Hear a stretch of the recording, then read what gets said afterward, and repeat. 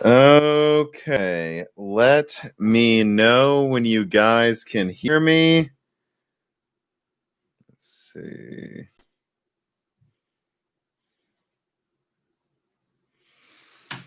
All right, you can hear me, and hopefully I am understandable, or at least the noises. Cannot promise you will be able to make out my ramblings. All right, put the timestamp. So let's see. Yeah, so welcome to end of year loose ends. 2020 is already over. Marks really the end of the second year of Moore's Law is Dead, which is absolutely crazy. To be entirely honest, I've been basically almost entirely unplugged for the last 3 weeks. I hope you guys have enjoyed the end of year podcast series, and then the patrons have enjoyed the die shrinks that have been rolling out. There's been plenty of content there still for you guys, especially with a focus on podcasts, because I assume most people are driving and not watching as many videos. Dan will join us in about 30 minutes. He's the co-host of Broken Silicon, of course, but just like the other loose ends I did with Dan, I usually like to kind of get warmed up by myself talking about the more technical questions. So just a reminder, this is how loose end works for people who don't know. I start by going over final thoughts for the end of the month, which is what I'll do. Then I'll go through patron questions. If you are a patron at the or the unlocked fourth core tier, the $4 tier, you get to, submit reader mails, get ad-free versions of my content and all of that stuff. And you get to submit reader mail. So I'm going to go through those first.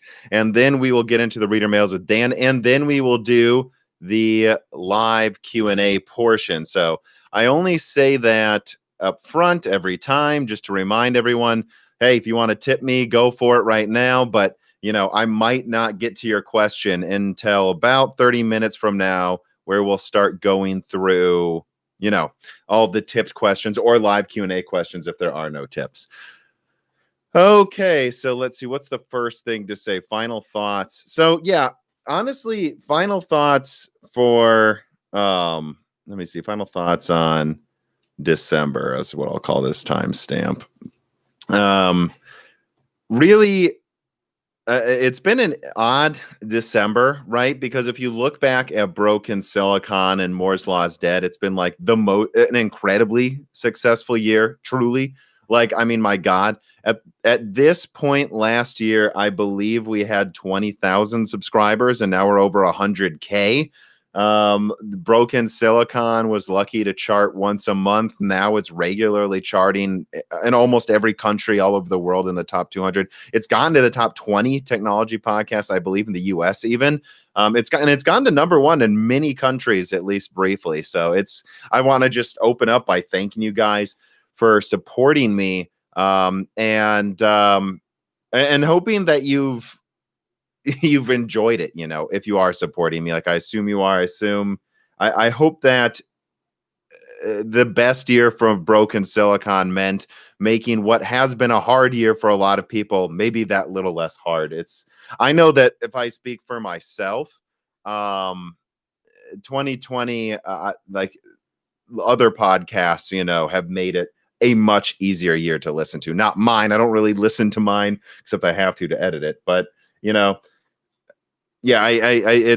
so hopefully I've been part of making 2020 better, even though it's been hard, because I know a lot of podcasts I listen to have made this way more easy of a year for me as well. And really one thing that's kind of been weird that I've been reflecting on this December has been just kind of an odd feeling, right? Like one of the last things I want to close on is and I'm tired of talking about this. I've even told my tech editor to start cutting this out of some of our conversations and podcasts because I'm sick of hearing about it. But like the people, I would ask people to look at the links in the description, which should be there already. I think I put them there proactively. And like, look that when it comes to availability, we can debate about how many Nvidia has shipped, kind of, although they've reported it in earnings, so you really can't debate it. But you can debate AMD. That hasn't been confirmed yet, I suppose. But what you can't debate is official numbers. And the official numbers are this. The PlayStation 5, for example, has outsold the PlayStation 4 by a lot. And the Xbox, at the very least, has been confirmed to be outselling the Xbox One.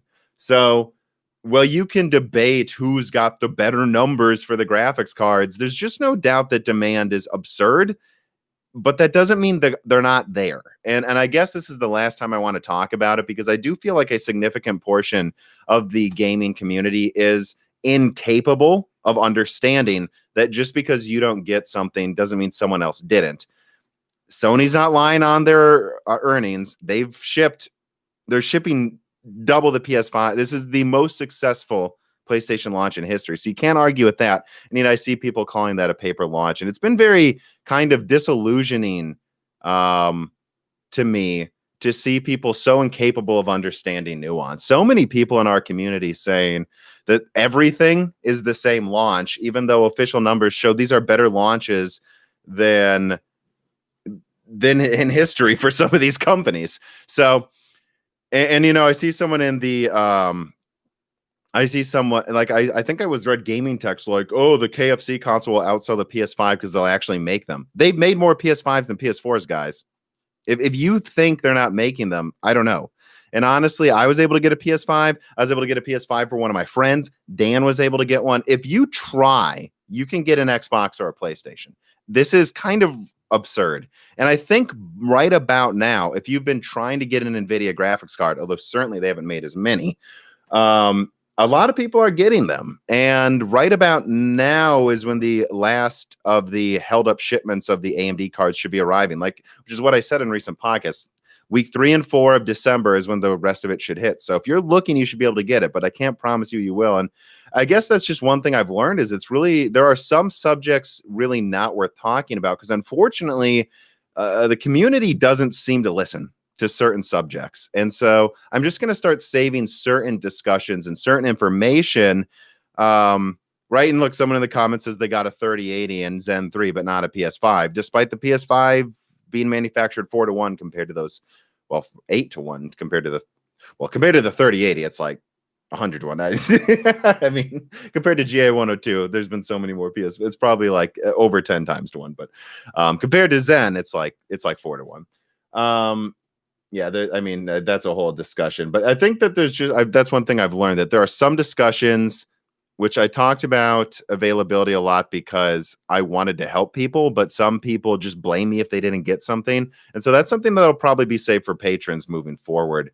And otherwise, I really want to just stop talking about it because I like talking about the upcoming hardware. Hardware Unbox likes doing reviews. And guys, we're just talking about it because we enjoy it. So, that's what this is about the conversation. We don't always get everything right. We don't always tell you what you want to hear, but hopefully you're coming here for the conversation because I like talking about gaming hardware. But there is one more thing on this subject that I want to read, and because I just think it's important to highlight this. And these are a few sentences I pulled from my NVIDIA's Ultimate Play article that I released. I'm tired of talking about, frankly, and I released like 4 months ago. You can go in the description. This is what I said 4 months ago. Ampere demand will outstrip the initial stock, and so the price will balloon by October. However, eventually the stock issues will suddenly disappear sooner than people have been led on to believe. AMD may compete with Nvidia in price, performance, and efficiency this fall, but Nvidia is the master of winning mind share and keeping margins high at the same time. This could go down in history as Jensen's ultimate play, and honestly, I'm not sure what they can do about it. Nvidia will likely succeed, and people will forget what they did, but I concur with my sources that gamers deserved to know. And I think this needs to be highlighted at the end of the year because there's been so many people spamming me. When I've checked, I've been unplugged for 3 weeks, but if I glance, you'll see one person say, I was able to get an NVIDIA card in December, but not an AMD card. And it's like, yeah, I know. That's what I said was going to happen. NVIDIA would hold back supply at first and then supply it when AMD cards start arriving, and they won't look like the bad guy. And how many people in my Discord I've seen say, oh, I'm tired of waiting for a 6800 XT, so I just paid $2,000 or whatever for a 3090. I go, well, that's what I said NVIDIA would do. That's what I said they wanted you to do. And I just hope it was worth it, like, and it's just, and then, so it's been a bit disillusioning, if I'm being entirely honest, this December, looking at how Nvidia got away with it just like I thought they would, and I know people will call me an AMD fanboy for saying things like that, but it is what it is, man, and I'm sure of it. And I said it would happen, and it happened, and then I was blamed for people not getting AMD cards in the first month it's been out. But I don't know what to tell you, man. AMD's cards have been out for 1 month. Nvidia's cards, you couldn't buy them till November. But everyone forgets that there were 2 months you couldn't get anything from Nvidia in any country, even America. And they say the launches are the same. And then they'll go as far as to say the PlayStation launch and the Xbox launch is the same as these graphics card launches, even though we have official numbers that the PlayStation 5 at least is outselling the PS4 almost 2-1. If people can't tell the difference between, nothing being in stock globally for Nvidia for 2 months, to AMD having some stock issues for 1 month, to PlayStation outselling the PS4 2-1, then I don't know what to tell you, except that I'll probably start talking about this type of stuff in the Patreon exclusive die shrinks, because unfortunately, even some tech tubers can't seem to tell the difference between these launches, and it's been a bit disillusioning. But if it's disillusioning, then that means it's something that's probably not worth bothering with when I can talk about other things. And there will be a lot of things to cover this year, including Zen 4, RDNA 3, and all of that. Although those are probably, well, we'll get into it when we get into the other subjects. But it's really, this is the year of Zen 3 and hopefully Z and Alder Lake. That's one thing I would say, is that stock should steadily keep improving until April or June or somewhere around there. And right about then, I think a lot of people are going to start doing that same thing where they go, oh, let's wait for Zen 4 and RDNA 3. And I'm going to go, well, if you're happy with your products, then yeah, wait, don't think you have to buy something. But if you got hosed this holiday season, and a lot of people did get hosed by availability this holiday season because of how high demand was, I would actually say that I don't know that I would wait for Zen 4 if you want, or if you really have a need to upgrade now, because I really think this is the year of Zen 3 and just deal with it, because that's what's going to be here for the year. So, okay, a sip of tea, and let me start getting into the reader mails from patrons. Let me see, did someone just send a tip here? Oh. Again, I'll try to get to your tips in a second, guys. But for now, I'm going to answer the Patreon questions. But they're very good questions. That's why I started a little late, too. I had to make sure I got as many of these as possible. So let me put down a timestamp for this and just call this section NVIDIA versus AMD or something.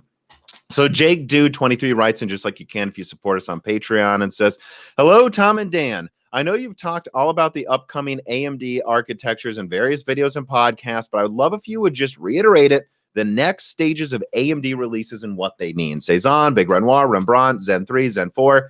I know you've talked about it, but I can never keep these names straight, and I forget them eventually. And I do too. So, but let's go through. And I'm not just going to talk about AMD. Let's call this section releases this year. AMD,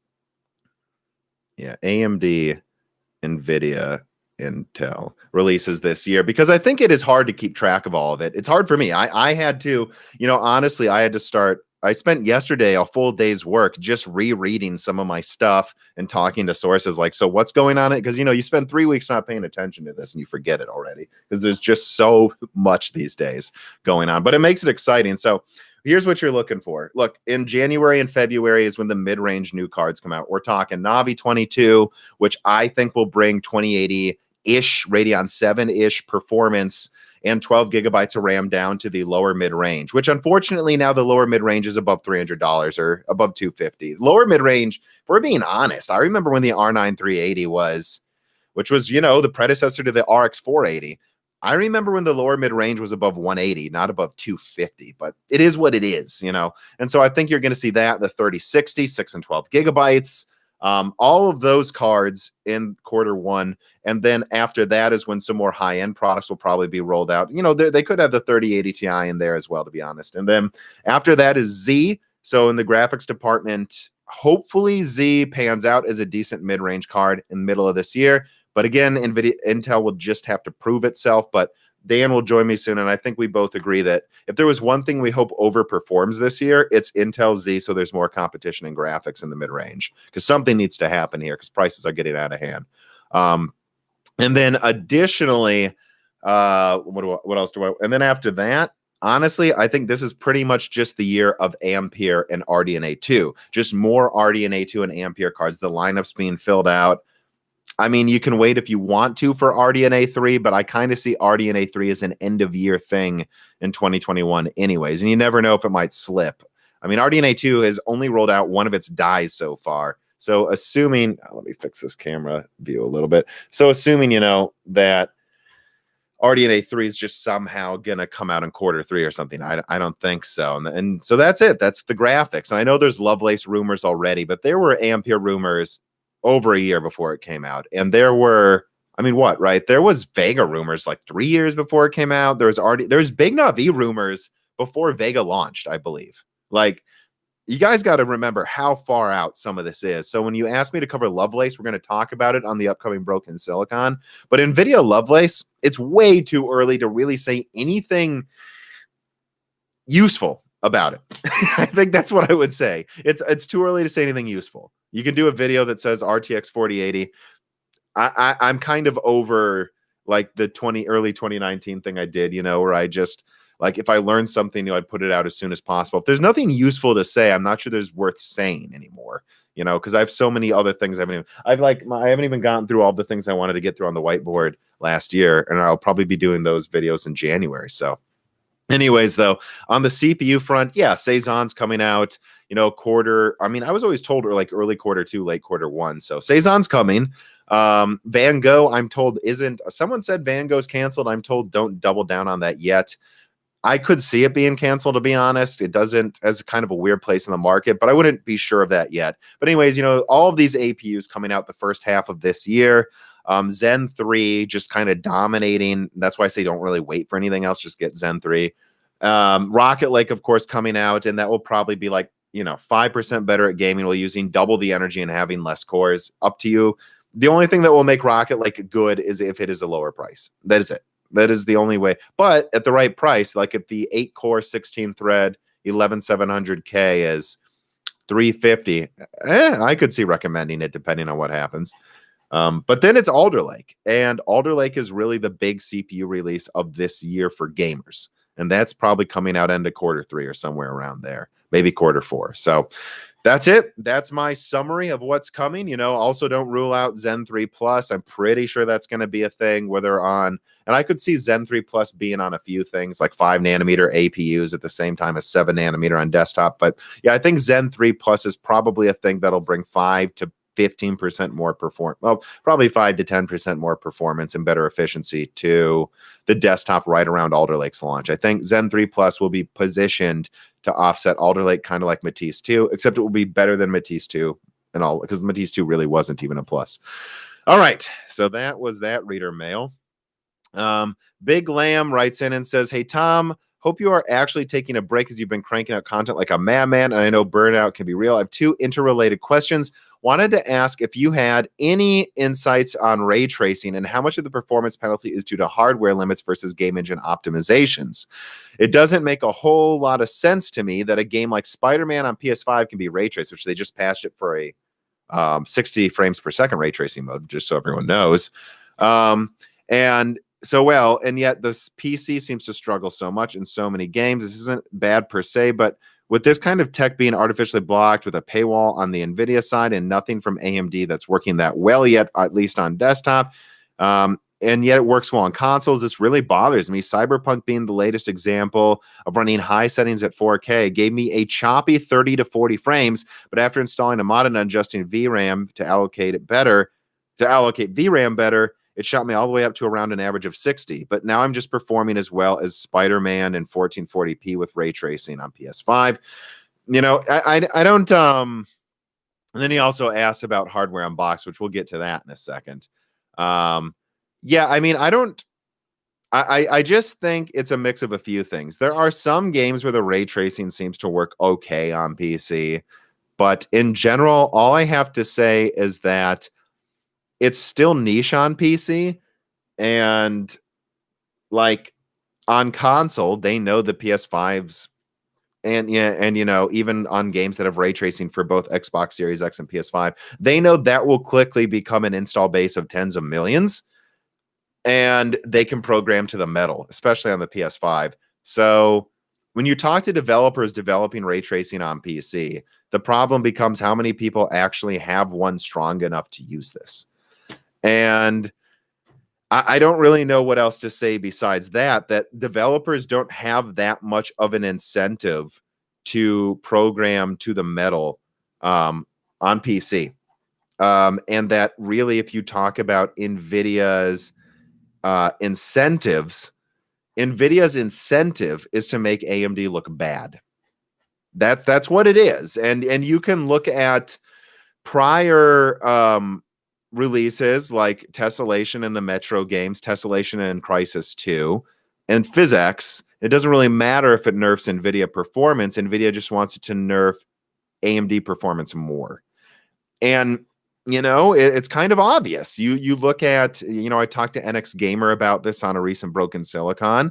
You look at Watch Dogs, which uses the NVIDIA implementation of ray tracing as its basis. But they said that with the developers, Ubisoft said it was basically a black box. Basically, they just had to try to port NVIDIA's ray tracing methods to console, so it runs like shit. And so we're just in kind of this awkward phase where on PC, NVIDIA dominates it, and that's good for them. But let's look at the games that are based on NVIDIA's ray tracing. They run like a bucket of shit. I don't know what to tell you. That's really my explanation. And, Hardware Unboxed has been attacked by NVIDIA for saying it how it is. And I get a ton of fanboys that attack me for saying it. But results speak for themselves. And I'm not going to kowtow to any group of gamers. I'm going to say what it is. And what it is on PC, ray tracing tends to run like shit because most of the AAA games that run it are based on NVIDIA's black box. Godfall runs it pretty well. Fortunately, Godfall doesn't seem like that great of a game. But I don't know what else to say besides that. Results speak for themselves. Look at the Spider-Man results. You can argue as much as you want, but I know which games run significantly better on hardware people say is weaker. And so you just have to pick what you're saying. So are you saying the hardware is weaker? It's running better. Well, then who's to blame? Or are you going to admit that maybe the console hardware is a lot stronger than you're giving it credit? It's one or the other, guys, and neither of them. It's an awkward discussion right now, and it's not a fun one, so I'm going to move on. Faceplants writes in and says, any thoughts about NVIDIA cutting off hardware? Oh, perfect. This leads right in. Cutting off hardware on box from future reference day cards. This effectively eliminates any possibility of hardware on box releasing launch day reviews for any future NVIDIA releases. Not only was this malicious and seemingly personal, a lot of the complaints in the emails from BDR were completely unfounded. RTX was given proper respect in their reviews. Yeah, I think Hardware Unboxed wasn't even harsh about RTX at all, to be honest. I don't, I saw the writing on the wall. I remember a few months ago, I was talking to Steve at Hardware Unboxed, which for those who don't know, him and Tim have been on the podcast multiple times. They say they want to come on again. So, we do talk offline. And I was telling him, people are starting to get their RTX cards now, and he was telling me how we haven't even been contacted yet. And I was like, oh, I don't know what to say. And luckily he got AIBs to work with him, but there's a lot of tech tubers I know where they kind of start relying on the AIBs being honest and giving them cards. And I've never gotten any card for review. One time a good old gamer was nice enough to hook me up, and then I helped him hook someone else up, and we kind of shipped around an RX 5700 to a bunch of people. But outside of that, and any card I buy that's easy for me, if I buy like a 3950X, or I have an RTX 2016, so I'll talk about it. But I'm not Hardware Unboxed. I have no intention of buying hardware until it's financially feasible for this channel. We're just not big enough yet. Yeah, I don't know. I all I can say is that, again, I'm not an AMD fanboy. I'm just pointing out that NVIDIA was the one that cut off Hardware Unboxed, not AMD. NVIDIA was the one that sold dies, not even cards. They sold dies directly to miners, not AMD. AMD intentionally nerfed RDNA 2 performance with mining, so that it could get into the hands of gamers. And so you guys can call me a fanboy, but again, I'm just reporting the news. And the news, I don't know, Nvidia selling dies directly to miners, Nvidia fucking over hardware unboxed. If I'm an AMD fanboy for saying Nvidia's done more shady shit this year, well, then call me it. I don't care. I'm just reporting the news. And I've been harsh on AMD when I feel it, but I don't ever want to. I never want to start being overly harsh towards AMD, which, let's just say, I think a lot of tech tubers were overly harsh to AMD in November when they competed in the high end for the first time in years, just so they could appear to not be AMD fanboys. I'm just never going to do that. Yeah, I know. I'm like, looking at the comments, I'm AMD biased for pointing out that Nvidia fucked over hardware unboxed and sells their stuff to miners. I'm sorry, I should say Nvidia is good for doing that. At a certain point, I wonder if consumers want to be fucked over. Because when I see comments like that, I almost think people would rather be right than get what's better for them. Like, they'd rather be right about their favorite company than get a better market. And it's just very depressing. You see this with console fanboys, but I'm seeing it just as much with PC people these days. And it's insane to me. I remember when I first got really into PC gaming, it was wild to me to see people arguing over AMD and Nvidia. I was like, oh, so there's fanboys over certain components? That's insane. But it is what it is. Doomberry writes in and says, I think that AMD made a small mistake with their product segmentation. The gap between these, let's put a timestamp here. Moving on from the AMD shilling. Oh, AMD shill confirmed. AMD shill confirmed. Let's see here. 6800 XT versus 6700 XT. Let's see here. So Doomberry writes in and says, I think that AMD made a small mistake with their product segmentation. The gap between the 6800 XT and the 6700 XT is too big. I think that it would have been made more sense for a 50-ish CU compute unit and 224-bit bus instead of 192-bit, I guess.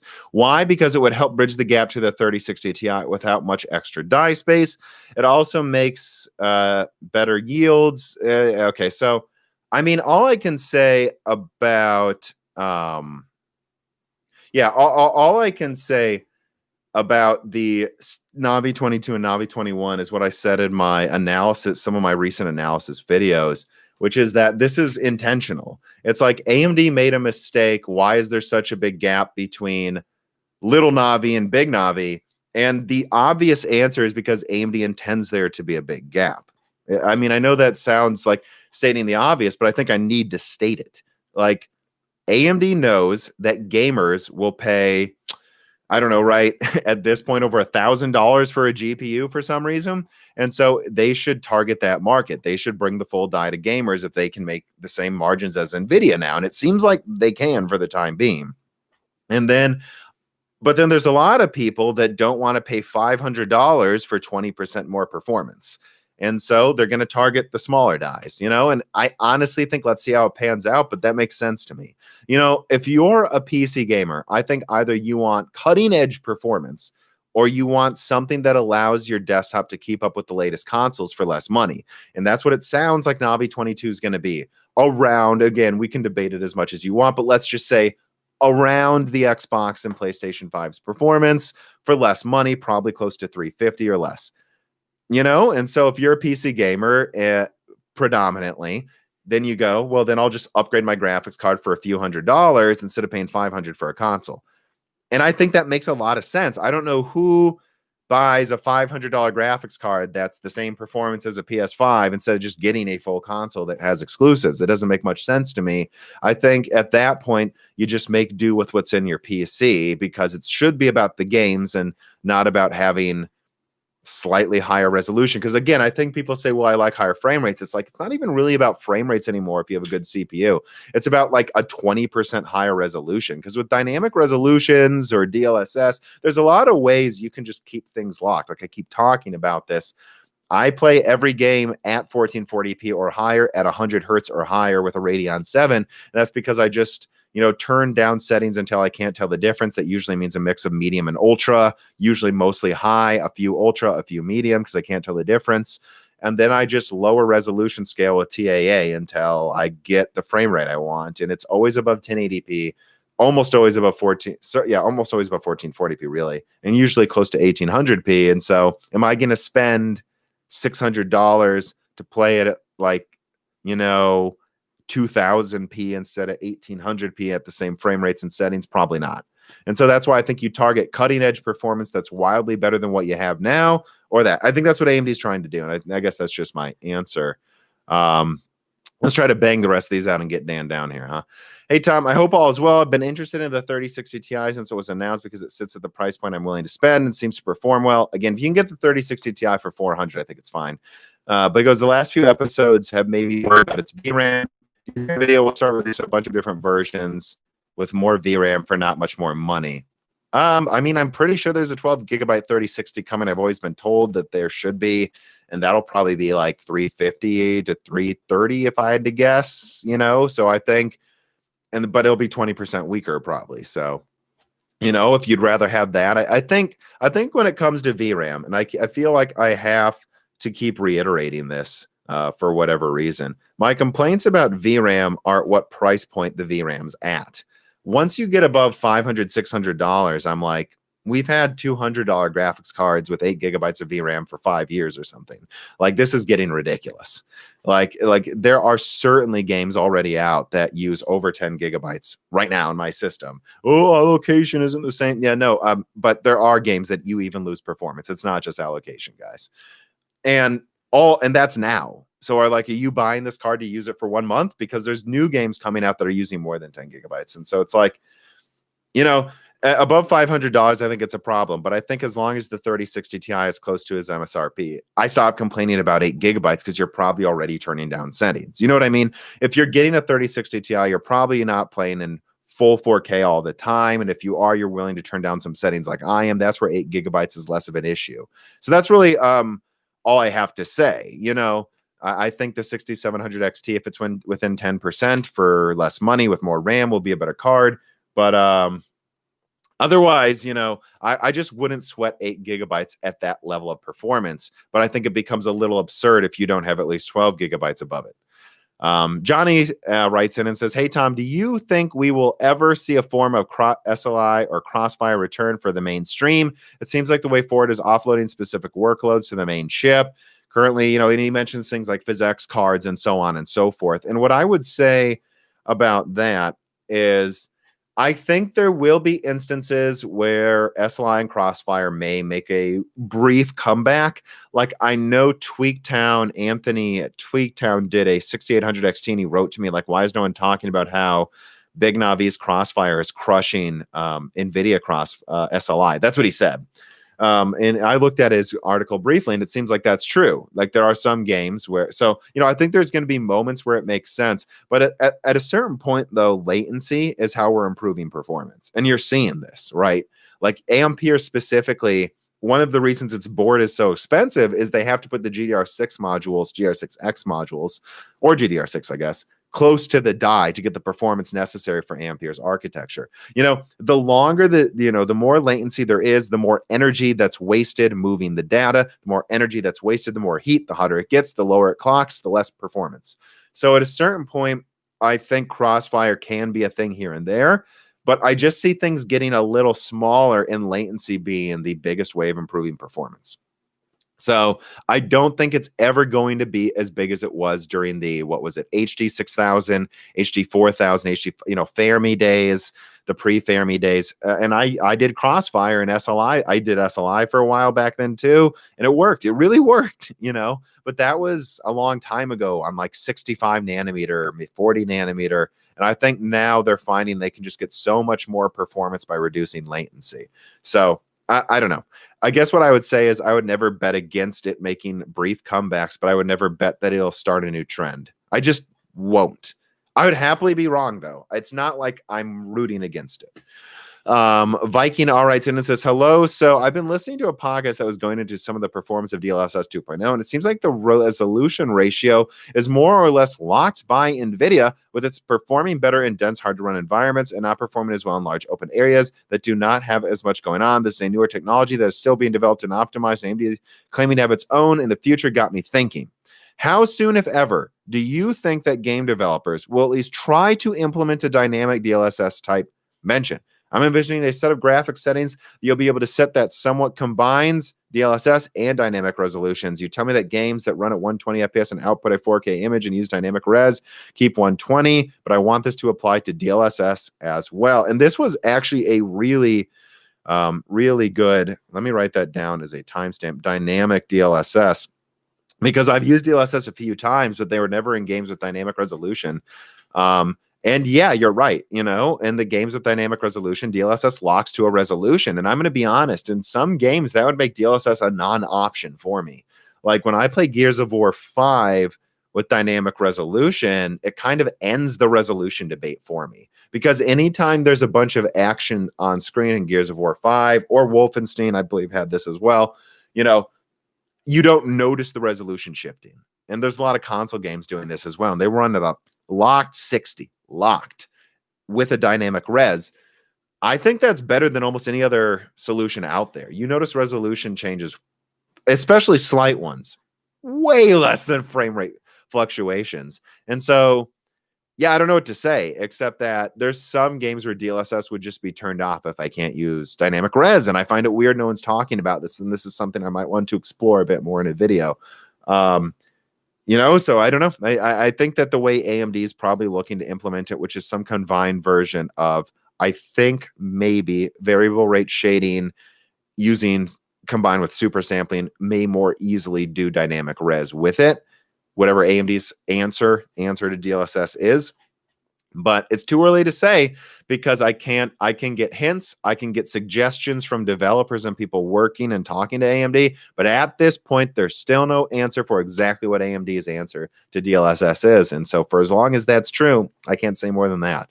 I would have to be an AMD fanboy to double down on AMD's solution, but I can't. Amiable Chef writes in and says, Tom, in my head, the PC gaming market is segmented by resolutions and frame rate, primarily 1440p and 4K, and refresh rates of 120 to 175 being the norm. Yes, I'm going to ignore the esports resolutions above 200. With GPUs meeting or exceeding this criterion, would you agree that in the next few years, we are approaching the point where the time gap between upgrades will continue to widen due to performance gains exceeding the perception limits of the human eye? Outside of the shift to MCM, what is going to be my incentive to continue upgrading?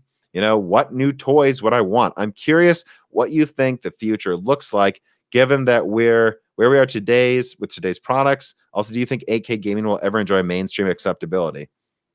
I mean, I think every higher resolution will eventually that is a standard, and 8K is certainly a standard, will become mainstream. I think the question is how long, and I think a long time, right?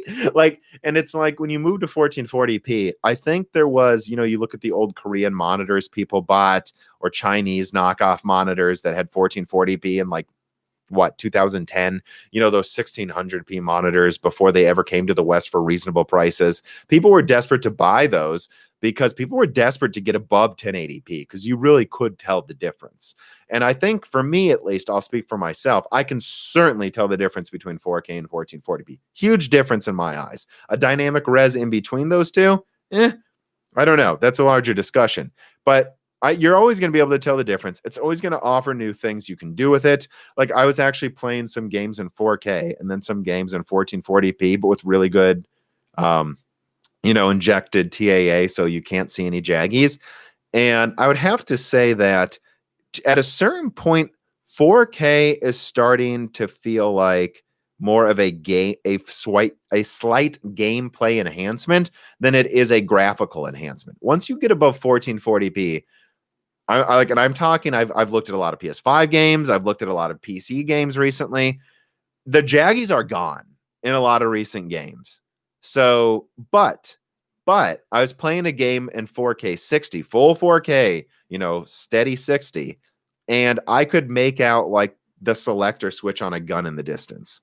And so that's something I've had conveyed to me multiple times, even by people working in film industry, that higher resolutions allow us to show more detail on screen, that it's maybe less about the graphics because you really can't see jaggies anymore.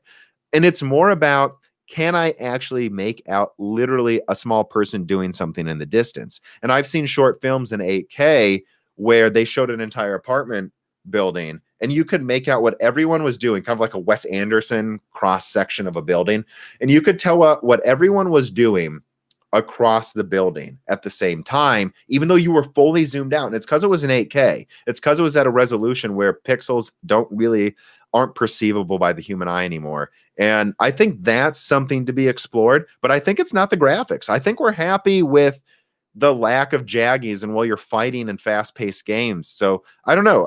And so again, I guess that was kind of an aside, but when it comes to what's going to make you upgrade, I think there's just going to be new game engines that require SSDs, eventually require some level of ray tracing, and really don't work well at lower resolutions. Like, it is true in online games, if you're below 14, if you're below 1080p, you're at a disadvantage. You will not make out people in the distances easily, for sure. Like in a very large open world game or something. Like, you're at a disadvantage in online, like battle royale games. But besides that, once you're above 1440p, it's I don't know. I think it's going to be, as long as you're happy with what you have now, it's about making sure you can keep running it. And I'm not there to tell you you have to upgrade. A lot of people may do with hardware for 10 years for a while, So yeah, I don't know what else to add besides that. All right, so moving on. Blokes writes in, do you think that a rather prolific Danish retailer, who might it be? I think this is someone who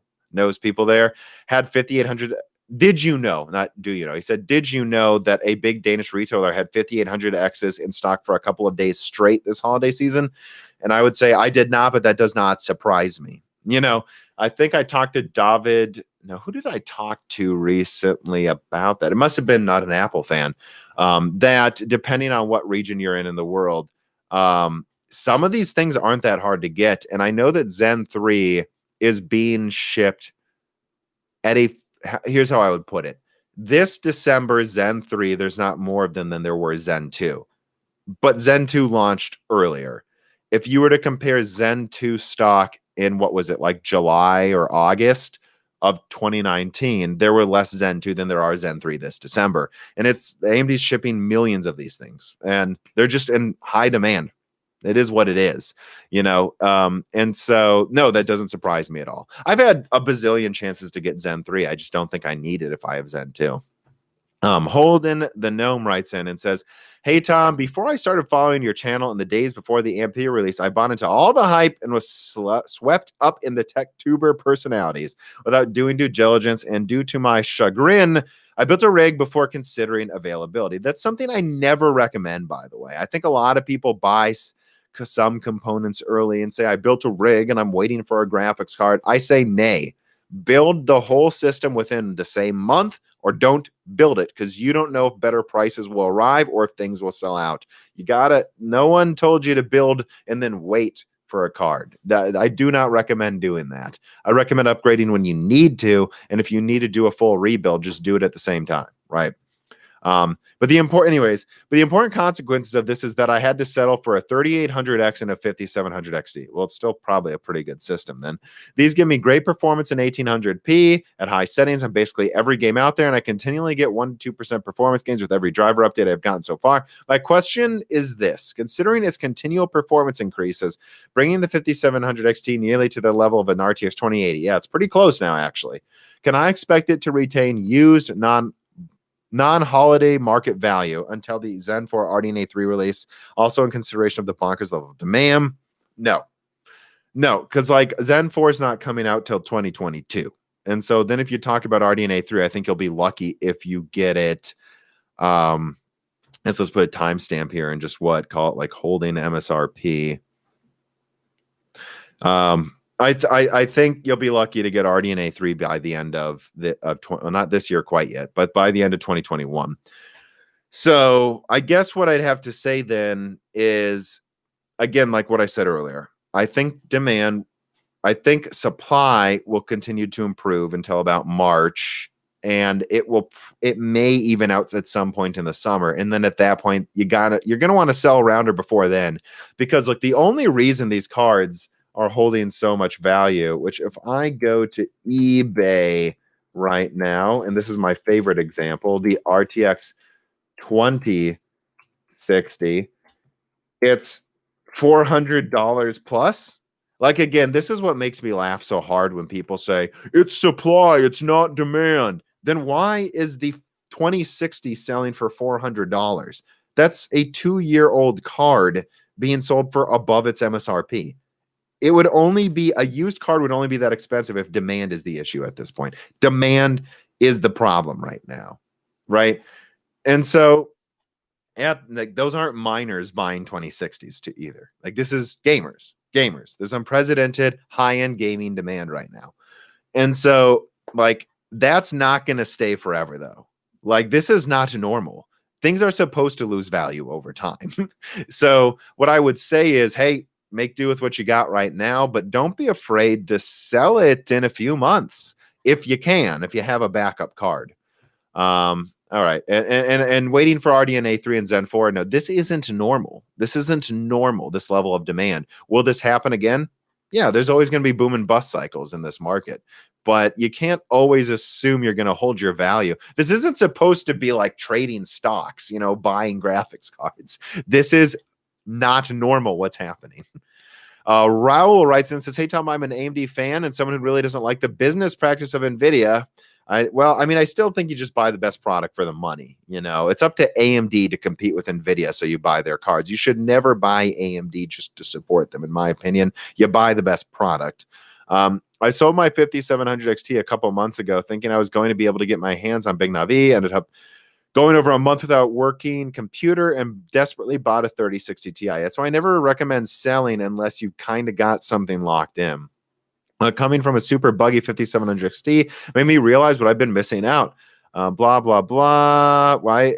Let me see here. Automatically saves highlights of games. And NVIDIA has a feature that saves games highlights while you're playing. Well, so does AMD, by the way. But let me see here. Do you think you're putting enough emphasis on driver support? Well, I do. If you go back to, I swear it was episode 36.5 that I talked about this, where I talked about AMD drivers. I literally put out an emergency podcast at the end of 2019 saying how bad AMD's drivers are and what you can do. So I'm not ignoring it. I'm just saying lately I haven't had any issues with AMD drivers. And I've had periods where NVIDIA drivers were horrible drivers. And so no, I put emphasis on what I test and what I see. And when AMD's drivers are bad, I say it. I just couldn't recommend AMD cards late last year. And that was insane. And it's the first thing I say to any name at AMD you would recognize. I have gained access to a couple sources that you'd recognize their names a couple times. And I'm like, look, just keep in mind, if you send me an AMD graphics card, if it doesn't work, I'm not giving any benefit of the doubt. But that has not been my experience this year. So that's the only way I can answer that question. And I know your experiences will vary. I can only tell you what I've experienced. Crescent Hunter writes in and says, AMD says that the Navi architecture is their Zen moment. If it is truly their Zen moment, it feels like they're on Zen Plus. I would agree. I think I've said that before. I would agree that it doesn't, to me, feel like RDNA 2 is Zen 2. It feels to me like it's Zen Plus, right? Like Zen 2, AMD kind of just won. But Zen Plus, they kind of basically won, but they were still, like the 2700X was like 10-20% worse than the 8700K gaming, but it was more efficient, but it did some other things well. I think that's kind of where we're at now. I'd say we're slightly better than what Zen Plus was. That's where AMD's graphics are. Not quite Zen 2, but better than Zen Plus, I guess. And he goes, you also said that AMD is making insane margins on these GPUs, almost 100%. Yeah, I think the 6900 XT is making 100% margins, at least. It's 6800 XT maybe as well, by the way. And definitely far more than NVIDIA. This time around, yeah, because Ampere is an unstable die made by Samsung that requires quite an elaborate board to tame it. And that's why Ampere's margins on GA102 are bad.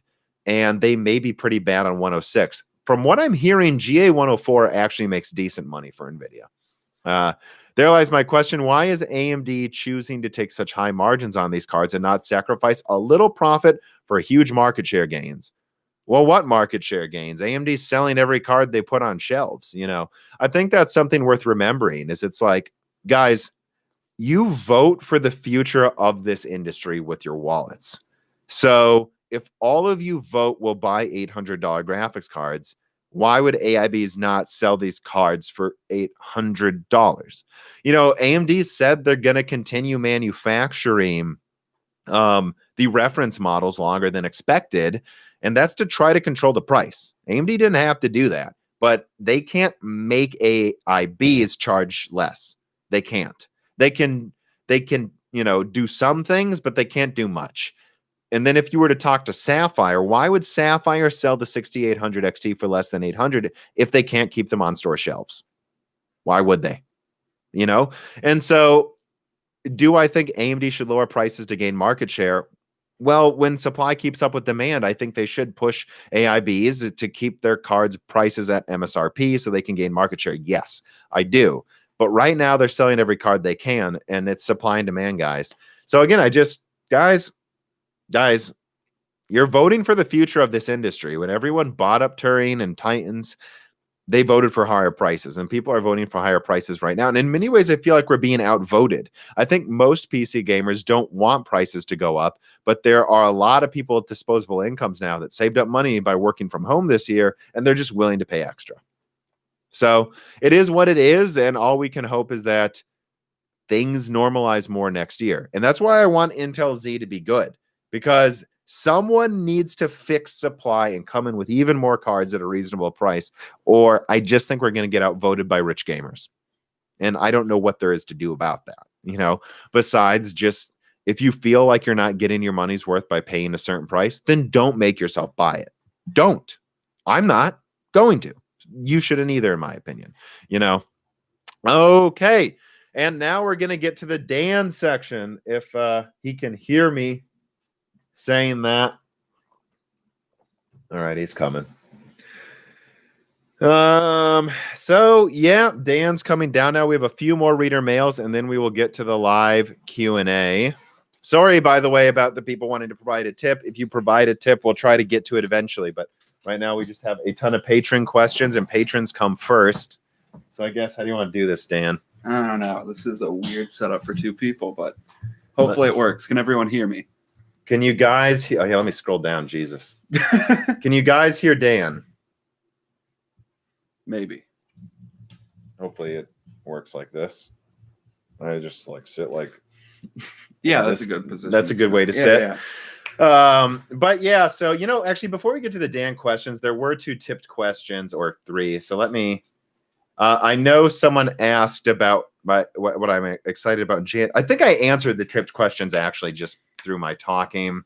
Sinu.com writes in on the live chat and says, do you think there will be dedicated decompression chip on PC similar to PS5? I think eventually they have to. I guess probably, but I don't know how long that would be. I think in the short term, we might just move to having more cores. Honestly. Yeah, let me write this down as an answer. Because here's the problem. Developers know that this is temporary, that the consoles being this strong relative to PC is temporary, and that they will put in the effort to program to the metal to get the most out of the consoles because they've tens of millions install base. Yeah. When it comes to PC, I think this happened with the PS3 a lot, and the 360 a lot, and it happened to a certain extent with RAM, I think, with the PS4 and Xbox One, but really it was not really. If you were a gamer on PC, you really didn't need a PS4 unless you wanted the games. No, there was never a point. The PS4 launched as a good mid-range PC, like performance-wise. So, yeah. For a low-end price. Yeah, for a low-end price. Yeah, that's about all you can say. But this happened with the 360. It launches with 6 threads, and all of a sudden, gamers are like, oh, why is it so badly optimized on CPU usage? It's like, well, because you have a dual core. And there were some issues of that, but they also knew that PCs were just going to be 5 gigahertz eventually.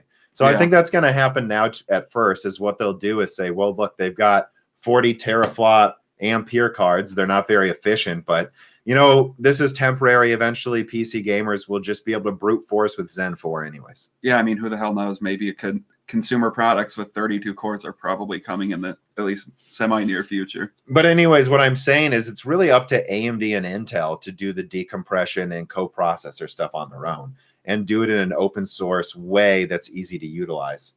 Like it's up to AMD to add a decompression chip or some way of boosting bandwidth with Gen 4 SSDs, a la how the PS5 and Xbox Series X do. It's up to AMD to add that. And if they did, they'd have an advantage over Intel.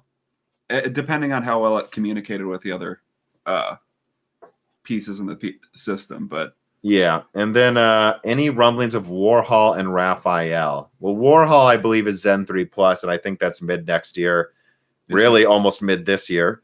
And that should just be, if I had to guess, 10% better, I'm probably still on 7 nanometer. Thanks for all your hard work, Tom. Looking forward to 2021 and continue to enjoy your new brand of no bullshit PC news. Oh yeah. Hell yeah, man. We give you the edgy, man. We're edgy. We give you the truth, man, that the other people are too scared to say. Oh shit. All right, let me see. Let's get to a few more of these patron questions. Amiable Chef writes and says, "Hi, Tom. In the latest Broken Silicon 81, you mentioned that the Moore's Law Zeb podcast is exclusively focused on gaming hardware." Well, we kind of say that as a joke because we obviously don't just talk about that sometimes. And yet your Patreon text says Moore's Law is creating technology videos. Unless I'm misunderstanding something, this is too generic and should be fixed. Are you going to fix it? I did. Oh, I thought Patreon made you click one of the labels or something. I don't know how Patreon works, I guess. No, I changed it. I did. Oh, I changed it to a gaming hardware videos and podcasts. So I saw this reader mail and went, "You're right."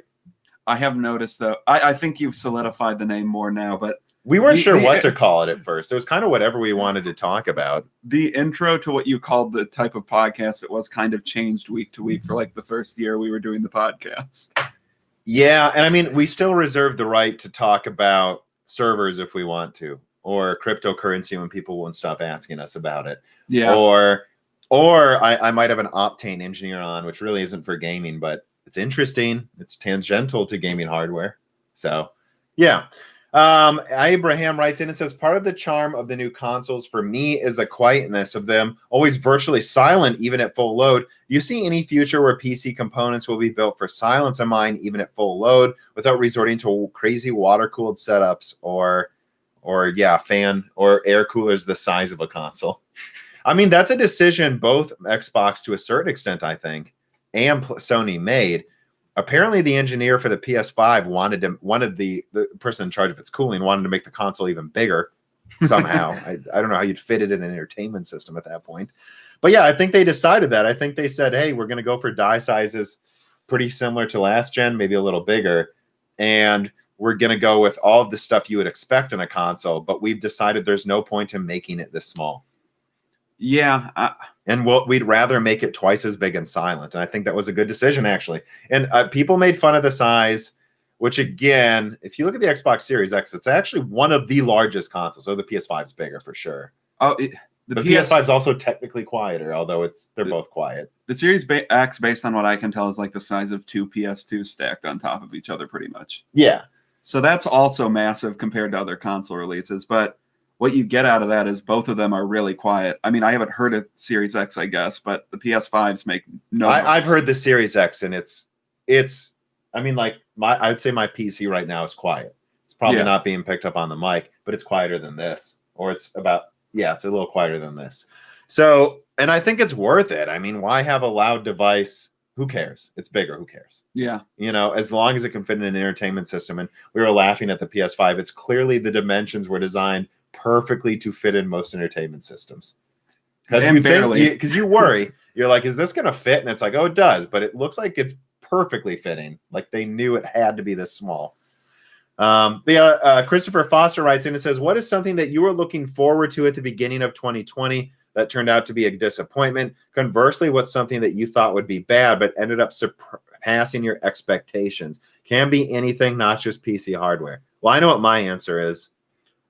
For disappointment? Gaming hardware, anything, he says.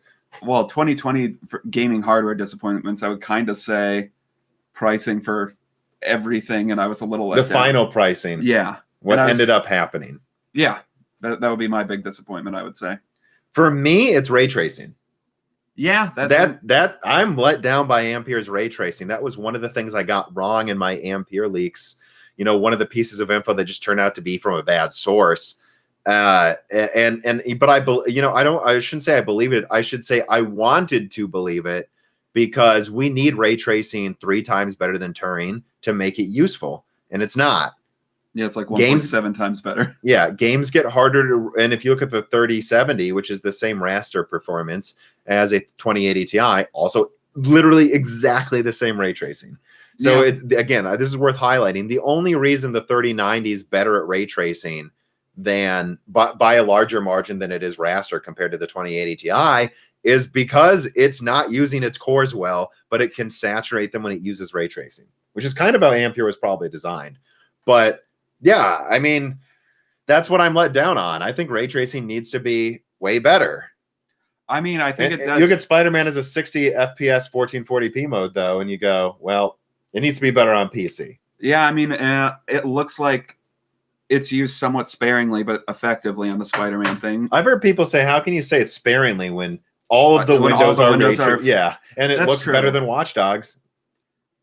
I guess I don't know. I need to play Miles Morales to actually. Yeah, I haven't played Spider-Man. I can only say what people tell me. You know, all I've seen is what was that? That was the Digital Foundry video. I think that's really the only footage I've seen of that ray tracing performance mode. But I was very impressed by that. Are there any surprises this year that you were happy about? Like things that performed better? Actually, I have an easy one. Renoir.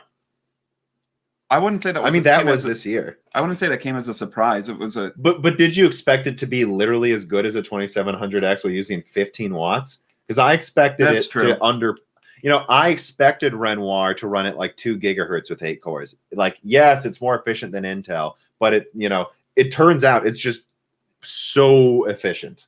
Yeah, it's hard to remember everything because that was like 6 months ago now, which feels like 3 years ago.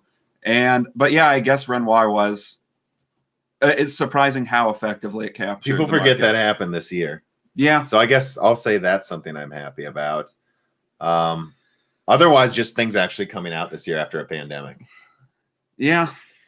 All right. Crispy Bacon writes in and says, Dan hasn't updated us on his frog kill count yet. He's not okay. The Crusade. So yeah, Dan works in, I don't know, genetics labs, and you used to kill a lot of fish in experiments. You said you were transferring possibly to frogs. I worked in I did a rotation, which for people that don't know, the first year of grad school, you spend a couple months in several different labs to decide your thesis lab. I don't know if this is unfortunate to other people, but I didn't kill any frogs in the frog lab rotation. Which you say, why would we want to kill frogs? But you've shown me pictures of these types of frogs, and they're dumb-looking frogs. They're pretty dumb-looking, but all of my work was in cell lines, so I'm sorry to report no frogs. You said there was a chance you may work on hamsters, but you don't want to. I haven't made that decision yet, but so you might still be a hamster killer eventually. I guess. Which, to be fair, they're cute, but they eat each other. Yeah. They're kind of gross animals, really. They're really stupid too. Like really dumb, from what I've heard. They get stuck in stuff. Mice are cooler. Oh yeah, mice are way cooler. Connor writes in and says, I posted a reader mail that read, warning Dan may not be included. And this was not a diss at Dan. I just thought it would be funny because I wasn't sure if it would be read on an episode with Dan in it. So he wants to be, do you remember that? I actually do. I actually remember this reader mail. I think I just like, we like pretending. Acting like I'm offended. To be honest, half of the time me and Dan like pretending to be offended because it's funny to play into. Yeah, I'm always offended.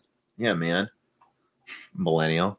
Travis Gooding writes in and says, hi, Tom and Dan, the man. Outside of the expected AM5 upgrades, like expected upgrades that will go into AM5, like DDR5 and USB 4, what do you personally want to see change, upgraded from the socket going forward? I'd personally like to see an actual chipset retention rod. Too many people go to remove their CPU heatsink and pull up, ripping the CPU out of the socket.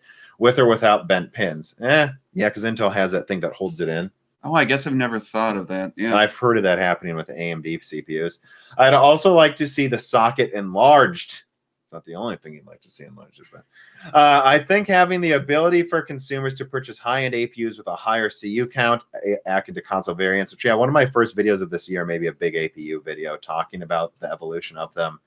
A solid price. Hope you guys have a great New Year's and look forward to your podcast. I don't know. What do you want in a new chipset? I mean, you'll probably be using AM4 for many years. You don't, right? I mean, yeah, I'm not exactly sure what I want to see in a new chipset other than whatever standard upgrades usually come, like DDR5, more PCIe lanes. I mean, one thing that I still think would be cool is if, I mean, a quad core of Zen 2, I believe, takes up like 16 millimeters squared.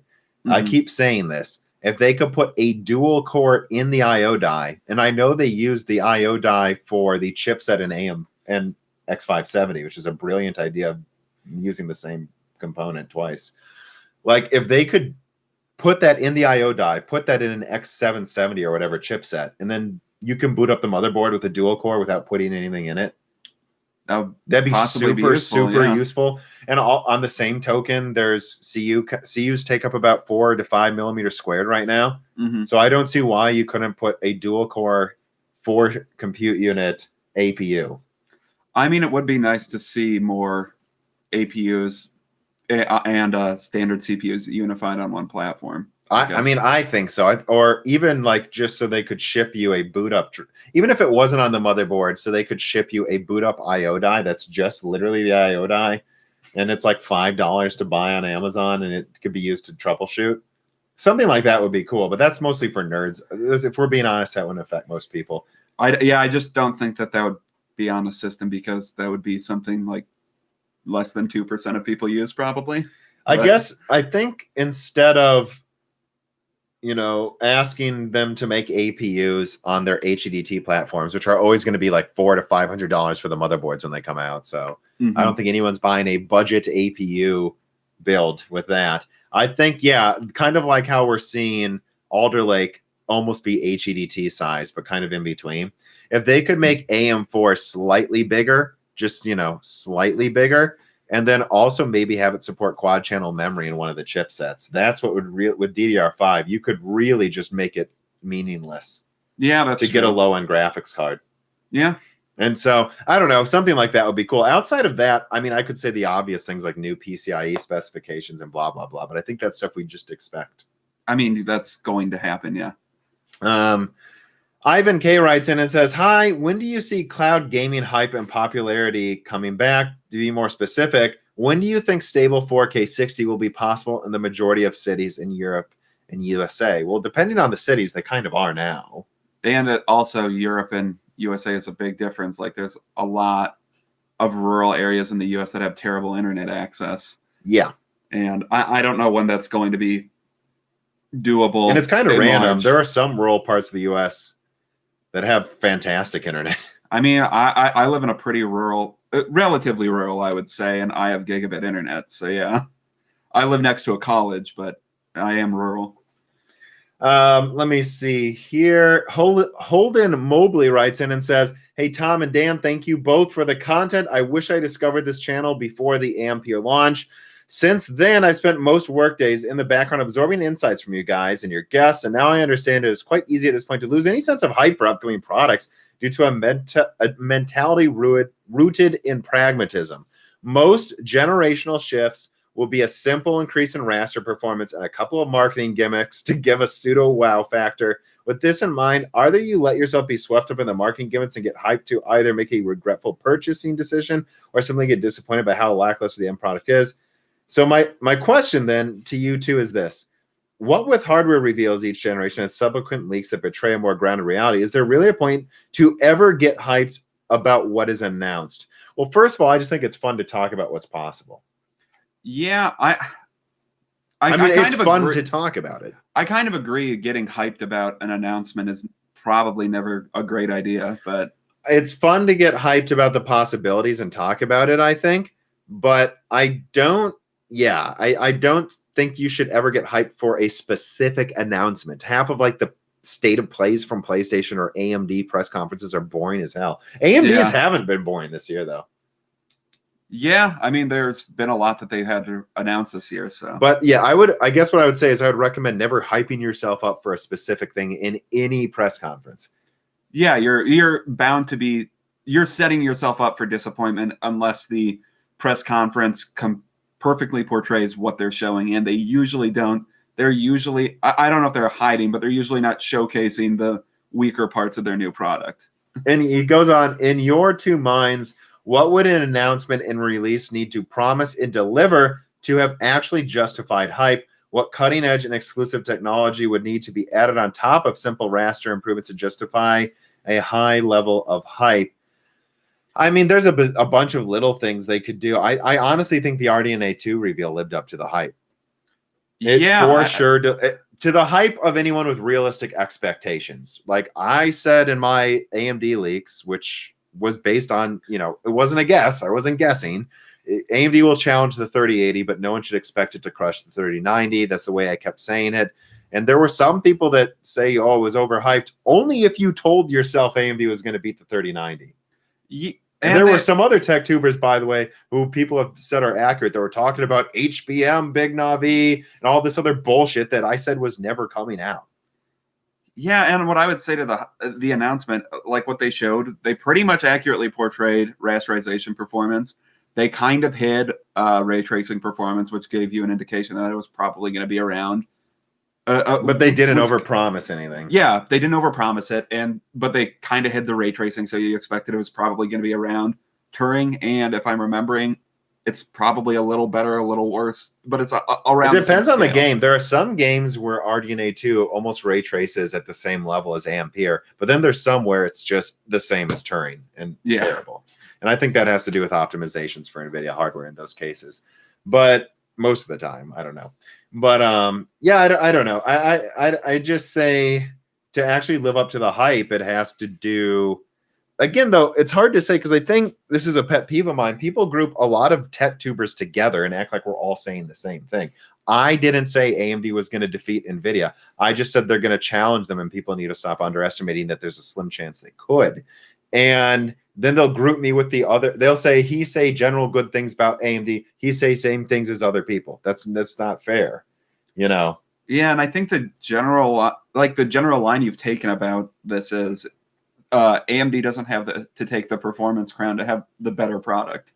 Right. And I think that's pretty much borne out. It's slightly weaker than the 3090, but once again, what are we really even talking about at a certain point? It's important for them to challenge the top card. And they challenged it. Yeah, so that NVIDIA can't go wild, or Intel eventually maybe. But like their best-selling lineups were the 4000 and the HD 4000 and 5000 series. The 4000 didn't take the performance crown. The 5000 did. Yeah. The 6000 didn't and kept market share. The 7000 was stronger than NVIDIA for a while. Lost market share. So what we've learned is AMD should be within 20% of the top card, ideally within 10%. But they don't need to take the crown. But they do need to be up there. But just because they do doesn't mean, it'll fix everything. Yeah, and what are they at with this launch? Like 5% about, right? Or you could argue they're stronger depending on the resolution, Yeah. But they have worse ray tracing, and I would generally say anyone buying those top cards probably is gaming in 4K. So I give the edge to NVIDIA. Yeah. Alexander writes in and says, Tom and Dan, Happy New Year's. May 2021 bring better things. For a given graphics card, say the 3070, do you recommend buying the Founders Edition or an AIB? This is in a world where the answer isn't whatever is in stock for more than 15 seconds. I mean, I would say if it's at MSRP, Ampere's okay. That's when you buy it. But if there was another card close to MSRP, was it a blower fan? No. Well, I'm not buying that, And so if it's a decent cooler with decent reviews on reliability, I think any dual or triple fan card is pretty much fine as long as it fits in your case. Otherwise, the Founders Edition is more compact, generally speaking, than almost every card, even some of the blower cards, by the way. Yeah. And so a lot of it comes down to some people need a Founders Edition to fit in their small form factor. And it looks really cool too, I think, honestly. And the other thing I would add, maybe I'm wrong, but I think most of the issues have been corrected. But I know the early AIB cards had a lot of issues with Ampere. I know some of them just straight up didn't get released because of it, but I think Founders Edition in general is probably better this generation. Oh, it's better than it's ever been before. Yeah. If you can get one, for sure. Luis Correa writes, and it says, the end of the year is a great time to reflect and think on what we want to improve next year. What lessons have you guys learned this year? Are there something personal or hardware related? What lessons should hardware manufacturers learn this year? What should we, well, let's go one by one, right? So what lessons have you guys learned this year? Personal, Dan, what lessons have you learned this year? I'm not sure what to say here. I'm very bad at like at least coming up with reflection. I don't know. I would say never get excited about launches. You'll only ever let yourself down. Yeah. It's hard not to, though. Yeah, it is. I mean, what I would say is something that I think I keep learning, but learning better every month that I have this work on this platform, which is that there are some, so like just because you're right doesn't mean it helps. Just because something is important doesn't mean you can help anyone by talking about it. Yeah. And I think that's something that I've learned is like, especially going down, I got access to a lot of sources and supply chains. I learned a lot about some shenanigans Nvidia was pulling in with availability. And I also learned, like, dude, people saying these consoles are going to be a paper launch are out of their fucking minds. I know. Like, I think I looked up the numbers. I think and these are still estimates, but the Series X and Series S together have sold about 2 million. The PS5 has sold about 3.7, I think. Yeah. 4. And so they're both outside, you know, but even though we're right, even though that's true, this is a fact, you have people calling 4 million sold in a month paper launch. 6 million total. If you're 6 million. If you combine the consoles, 6 million total. And so it's like, it's not that it wasn't worth talking about, but I think talking about it all the time didn't, because there's it's not worth talking about. It's not worth it because there's some people that if they don't get one, they think their little house is the only house on earth, and it doesn't matter what's happening with anyone else. You could argue that's almost true because if they didn't get one, they're unhappy. And so it's just learning which things are worth emphasizing and focusing on and which things aren't.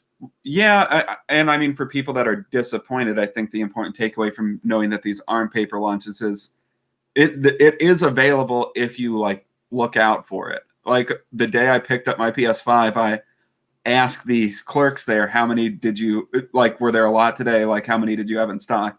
And they said, oh, there were tons of PS5s sold today. And yeah. I live in a market of probably only around 25,000 people. I live in a small market. Yeah, he lives in a small town in Massachusetts. So, I mean, I would say that, and you know, and I just saw Amazon's apparently stocking tens of thousands of consoles regularly now. People are getting them. Like, you just have to try. And I think within about a couple of weeks, that's going to be true of AMD graphics cards, and it's almost true of Nvidia by now. Like, but you know, if we say, and I think that people just don't, and I don't mean this condescendingly. I mean this literally, like, because I say this to you all the time. How many cards do you think Nvidia or AMD sold? And you don't know if the number's impressive or not. They don't really lead with the number of cards they sell. So yeah, I would guess it's on the scale of millions, but I don't know. Like, I wouldn't intuitively guess is it 5, 10, 100? I don't know. Right. 100 would be very high. So, because I think some people think of PC gaming as niche, and it's not anymore at all, guys. It is not niche. DIY is a bit niche, but kind of, but it's still exploding. You have Henry Cavill on Twitter. I'm building a PC too. That's true. Him and Terry Crews are really driving popularity. Not that there's any reason celebrities wouldn't be interested in building PCs, but it's like, this is something everyone does, like at a certain point, or someone in every friends group does. And so, but you know, so I think people though see me report Nvidia shipping like 300,000 3070s, which they have, by the way. And they go, oh, but that can't be true because I didn't get one. And you don't understand that there's like 2 million people trying to buy them. And so without enough context, reporting these numbers is kind of just dooming yourself to get attacked by people that aren't maybe. I think the best way to try to talk about those numbers is if you can get them with context, like what did Turing sell? What did I think of? I tried before to Turing sell. Well, because like the Radeon 7, I think that launched with less than 10,000 cards, and so. And I don't have to tell you guys, like, it seems like GA102 is less than that, like a lot less. And so putting that into context, that was, in my opinion, just a paper launch. In fact, it may have been way less. Basically, from what I've heard, the first month there was nothing, right? And we now know they prioritize miners. Yeah, and I mean, I guess intuitively speaking, from my perspective, I would think it's something like GA102 for a decent size launch. I would think you'd want like 400,000, yeah. And so then people hear me say, like, you know, and again, I think we need to be very specific about this. I never said there's going to be unlimited, you know, big Navi cards. I said, and this is the exact quote, I repeated over and over and over, there will be many more Navi 21 than GA102. I never said than GA104. Right. But, you know, so what is that, like 1 to 200,000 total this quarter, I believe is what it's going to be. And they go, well, there's, you know, whatever it is, call it whatever, right? 150,000. That means that's enough for everyone. No, it's not. It's like a tenth of what we need. Yeah. I mean, I don't know how many PC gamers there are, but like hundreds of millions. There's a lot of millions, you know, and a lot of them are waiting. And it's like, so context is important. And well, it may be worth saying things, you know, it's probably not worth emphasizing them if it requires a bunch of research to understand the point. Yeah, I agree. So I'd say that's something that I learned, and it's just not worth the effort. Like when there's other things I could be talking about. Yeah. What lessons should So he also asked, what lessons should hardware manufacturers learn from this year, and what should we expect them to improve upon next year? So this was something tangential to what we were just talking about, availability, where this really bothered me. I think I said this to NX Gamer. I said this to Not an Apple Fan. I said, well, do you think they should have pushed back the launch? And he says no. So then you're complaining about lack of availability. I ask you if they should push it back, then your answer is no. Then what are you complaining about without a solution? Well, I mean, from the manufacturer. So then why are you yelling if you don't think they should do something? From the manufacturer standpoint, why would they push back the launch? They're not making less money. But I actually disagree with some of the other people I talked to. I don't think AMD should push back the launch overall. I do think they should have officially launched. I think all of these companies should be pushing back their European launches because they always get less stock. And Sony literally did this. Sony is like the PS5's coming out 2 weeks later in Europe. They should have, and at first you go, well, who's really getting hurt? You got a bunch of people complaining online, big deal.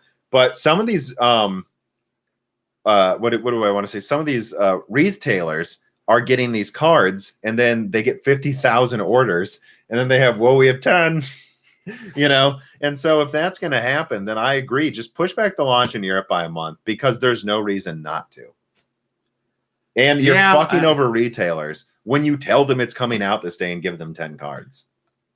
Short term, there's not a disadvantage, but long term, I mean, favorability towards customers is ingratiating yourself with them and having good relationships with retailers is probably a short-sighted goal that they're not focusing on, but that's because none of them care. But again, it's also like, why fuck over people? Why? If you don't that's have to. True. This is so stupid. Like, they need to stop pretending it's a global launch if they're going to send, you know, one rickshaw of cards to, like, you know, all of Denmark or all of Europe. Yeah, like, and it's like, well, it is a global launch. It's like, yeah, but like, why bother? Just push back the launch in Europe by a month. Then you can focus on America. And Nvidia really fucked Europe for months and months and months. Of course, no one remembers now because people have the memory of goldfish, apparently. But like, I mean, I don't know why Nvidia didn't do that too. I don't understand the point of doing a global launch. If you're like, when the PS4 did a global launch, they were like shipping all types of consoles everywhere. It's just stupid. I think that's the one thing hardware manufacturers should learn. Otherwise, I don't know what else there is to learn, except apparently these days people will buy anything. Well, I think any that's part price. of the problem. Yeah.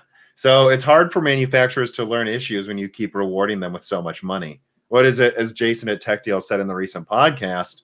I can't hear your complaints over all this money in front of my face. Yeah. All right.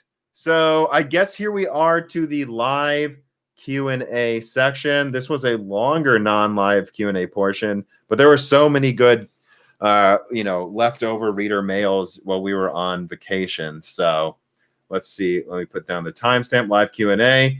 Before I start answering questions, may I say, hit the like button, everybody. I see that we have almost 1,200 people watching this live. I'm hoping 1,200 people can hit the like button, unless you're mad that I talked about availability again. But even then, like, for how long did we do it? Hit the like button. Come on, eh? More availability talk, if you ask me. It's all we should talk about for all of 2021 is exactly how many cards you won't be able to get. In granular detail. Yeah. All right. So please hit the like button. It does help this get recognized and help people watch this later. And right now, it'll help us get suggestions. Did add 100 likes. It added 100 likes. It did not add 500 likes. That's true. I'm just like, it's like, until I see it say 1,000 likes, I'm gonna be a little annoyed. But like, I'm just being honest with you. We got 580 likes. I'm tired of the RX 580. Can we get to the 6,000 series of likes here, people? Hey, man. Just saying. Anyways, now, but yeah, if you want to tip us, we will answer those questions as quickly as we can. Otherwise, we'll just answer questions we want. This is the time where if you've been waiting to add a tipped question, do it now. If you are a patron, in the after video chat section of the Discord, feel free to ask questions and we will try to answer them. We prioritize people who tip because they tipped. But, if you're in the Discord and you're a patron, you can ask the question for free. Don't add us. We'll get to the ones we can. Which I guess, let me ask that. On Icas is let me see this. No, that's not really a question for us. Let me get to the tipped questions then. La Sal's Rhymes says, Happy New Year. Happy New Year. Happy New Year. Joe, my God, 1960 writes in and says, asking an important question. Is Tom big smelly? I don't know. I think I generally have no body odor. No, I don't think so. I'm sure I have some. I'm a Everyone mammal. does. Everyone has body odor, but no. I would say no. I don't know. I think I've heard there was some angry podcast talking about like leaks, and they were like, apparently some other tech tuber leaked God of War before us, but fuck that guy. That's people, awesome. I know, and some people were trying to get me mad at him, and I'm like, if he's an asshole, I'm done caring about drama. So, but people know which games I've talked about first, which let me say, yeah, Metal Gear Solid is confirmed, guys, just because they don't show it at the VGAs. Okay. They didn't show God of War for 3 months after I confirmed it. Yeah. Also, like, is this surprising? This is another one of the things that's making me laugh. It's like people were doubting when I said God of War 2 is confirmed for 2021. And I'm like, that's 3.5 years after the other one. What do you think? Sony's not going to make a God of War? This is the easiest prediction ever. And God of War, the God of War Run reboot, I guess we'll call it, that sold like 10 million, didn't it? Oh, yeah. It sold really well. So why would Sony not make it? And then also, like, when it comes to Metal Gear Solid, yeah, the Konami thing makes it complicated, but we know Blue Point's worked on a lot of Metal Gear Solid stuff in the past, and we also know they put Metal Gear Solid Easter eggs now, which apparently came out right when that podcast did. Coincidence, by the way. We didn't know that was a thing. I didn't know that was in Demon Souls. So Blue Point's putting Metal Gear Solid Easter eggs in. Come on, guys. There's Metal Gear Solid's coming out. When it comes to Silent Hills, probably, but that's what I said on the podcast. Of course, now everyone misquotes me and says I confirmed it would be revealed at the VGAs, which isn't what I said. Yeah, it's a big nightmare with licensing Silent Hills, but no, but like people spamming, why wasn't it at the VGAs? It's like, I don't know. And I even said in the podcast, I'm not 100% sure on Silent Hills. Yeah, I know. They had to show a bunch of boring games at the VGAs. VGAs was kind of a letdown. I guess they showed Perfect Dark, but no gameplay. I'm so over reveals with no gameplay. Like, I don't care about this game. Show me the gameplay. I don't care about your pre-rendered bullshit. Unless it's something like, story heavy, then it's interesting. But even then, I'm kind of like, who cares? I'm so over pre-rendered trailers for games. Hopefully, and that's one of the big criticisms I would have with Sony last gen is they kind of showed every game off they were going to have like 4 years before it came out. So there was really nothing fun for, at least reveal-wise, for most of that generation. But Which is a lot of people have learned to not do that, right? yeah. Dame Pletvarik writes in and says, do you think RDNA 3 will have par ray tracing? So I guess he's saying, I guess he means with Nvidia. Do I think? I don't know. I've heard it will have better. I've heard it has way better geometry and VR performance, which really go hand in hand. I think I honestly, from what I've heard, ray tracing isn't really a priority for AMD. I don't know what else I have to add to that. I would expect it's going to probably be better than Ampere. That would be my guess. But and I know the PS5 has some RDNA 3 level customizations. Maybe that's why Spider-Man can run it better. But I don't know. All I've heard is that for AMD, ray tracing isn't a priority. You know. Yeah. Let me see here. Rob Jim says Reuters is pronounced Reuters. Is it? It might be. I don't know. I think it might be. It doesn't. Are we checking? Yeah. How do I pronounce charcuterie? I like what pops up. Reuters. Let's see. Here we go, guys. This is riveting. Riveting stuff. Let me turn on the noise. Riveting live stream. How to pronounce Reuters? Reuters. Oh, guess we're Right. fucked. All right, let me hear this one. Organization Okay. was established. So how to pronounce? Okay, that's a useless YouTube video. So I hate. Okay. Well, I don't know what to tell you guys. I'm probably going to keep saying Reuters. Right? Until we remember to say Reuters correctly. Yeah, we'll see. I used to say Nvidia, so. Yeah, until that was shamed out of us. A lot of people say Reuters, though. Yeah. I swear I've even heard people from Reuters I've heard call people it Reuters. at Reuters call it Reuters. I have. I don't know. Yeah. Anyways, Resist Impulse writes in and says i7 4790K and a 1070 FE. Probably still works, but it's a 21 by 9 1440p 100 hertz monitor. What do I upgrade for Warzone and Cyberpunk? PS5. I what? Nothing.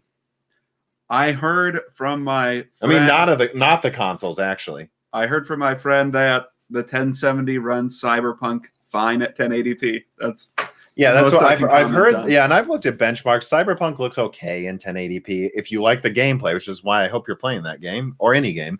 I mean, look, guys, the 3090 has trouble running it in 4K and 60. Everything has trouble running it in 4K. What do you upgrade to for Cyberpunk? I would honestly say you don't upgrade anything for Cyberpunk until they fix their goddamn game. And then we'll know what you should buy. Otherwise, you're rewarding anti-consumer practices. Now, if the game's fun, you know someone with a 1070 playing it at 1080p just fine. Yeah, and I don't know. I'm waiting at least 6 months to buy that game. At least. Yeah. Like, I want it to be optimized, and then maybe just get RDNA 3 or Hopper or Lovelace or whatever the hell else names they come up with. Yeah. I mean, honestly, I'm not giving any recommendations for Cyberpunk because I don't recommend rewarding what they lied to gamers. Ivan K writes in and says, for an alcoholic beverage of Dan's choice, Dan, would you like to get us a couple glasses of wine? Sure.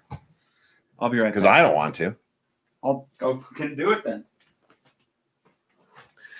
Well, I'll bring the chocolate, which you guys might get a kick out of this. So I didn't know, like, as you guys know, Arctic has been a sponsor of Moore's Law is Dead for a few videos, and they sent me this for Christmas. Arctic chocolates. I did not know Arctic, in addition to cooling equipment, made chocolates, but apparently they do. In my contact. So now you know I have a contact at Arctic as well, by the way, who might tell me things. But, like, yeah, I have to thank Arctic. I said I would thank him officially for sending me. Look at that. It even has like a little case fan on the chocolate there. Look at that. It's a decent piece of chocolate. These piece? It's a decent piece for sure. Here you go. Thanks, Dan. What should we toast to, Dan? I don't know. 2021 being less shitty. Does that sound good? Let's toast to hoping. Would you place bets that it'll be any better? No. Nice. Let's toast to Arctic then. Toast They to gave us Arctic. chocolate. Thank you, Arctic. All right. Now we'll be extra honest because, I'm always holding back my opinion. Dan's phone made a noise. Jason Barrett writes in and said, would HBM2E make the 6900 XT faster? Yes. It's lower latency. It's more bandwidth. How much? Assuming he means enough stacks to have more bandwidth than GDR6. Obviously, yeah. But HBM2E, almost any stack would have more bandwidth. Yes, it would, but how much faster?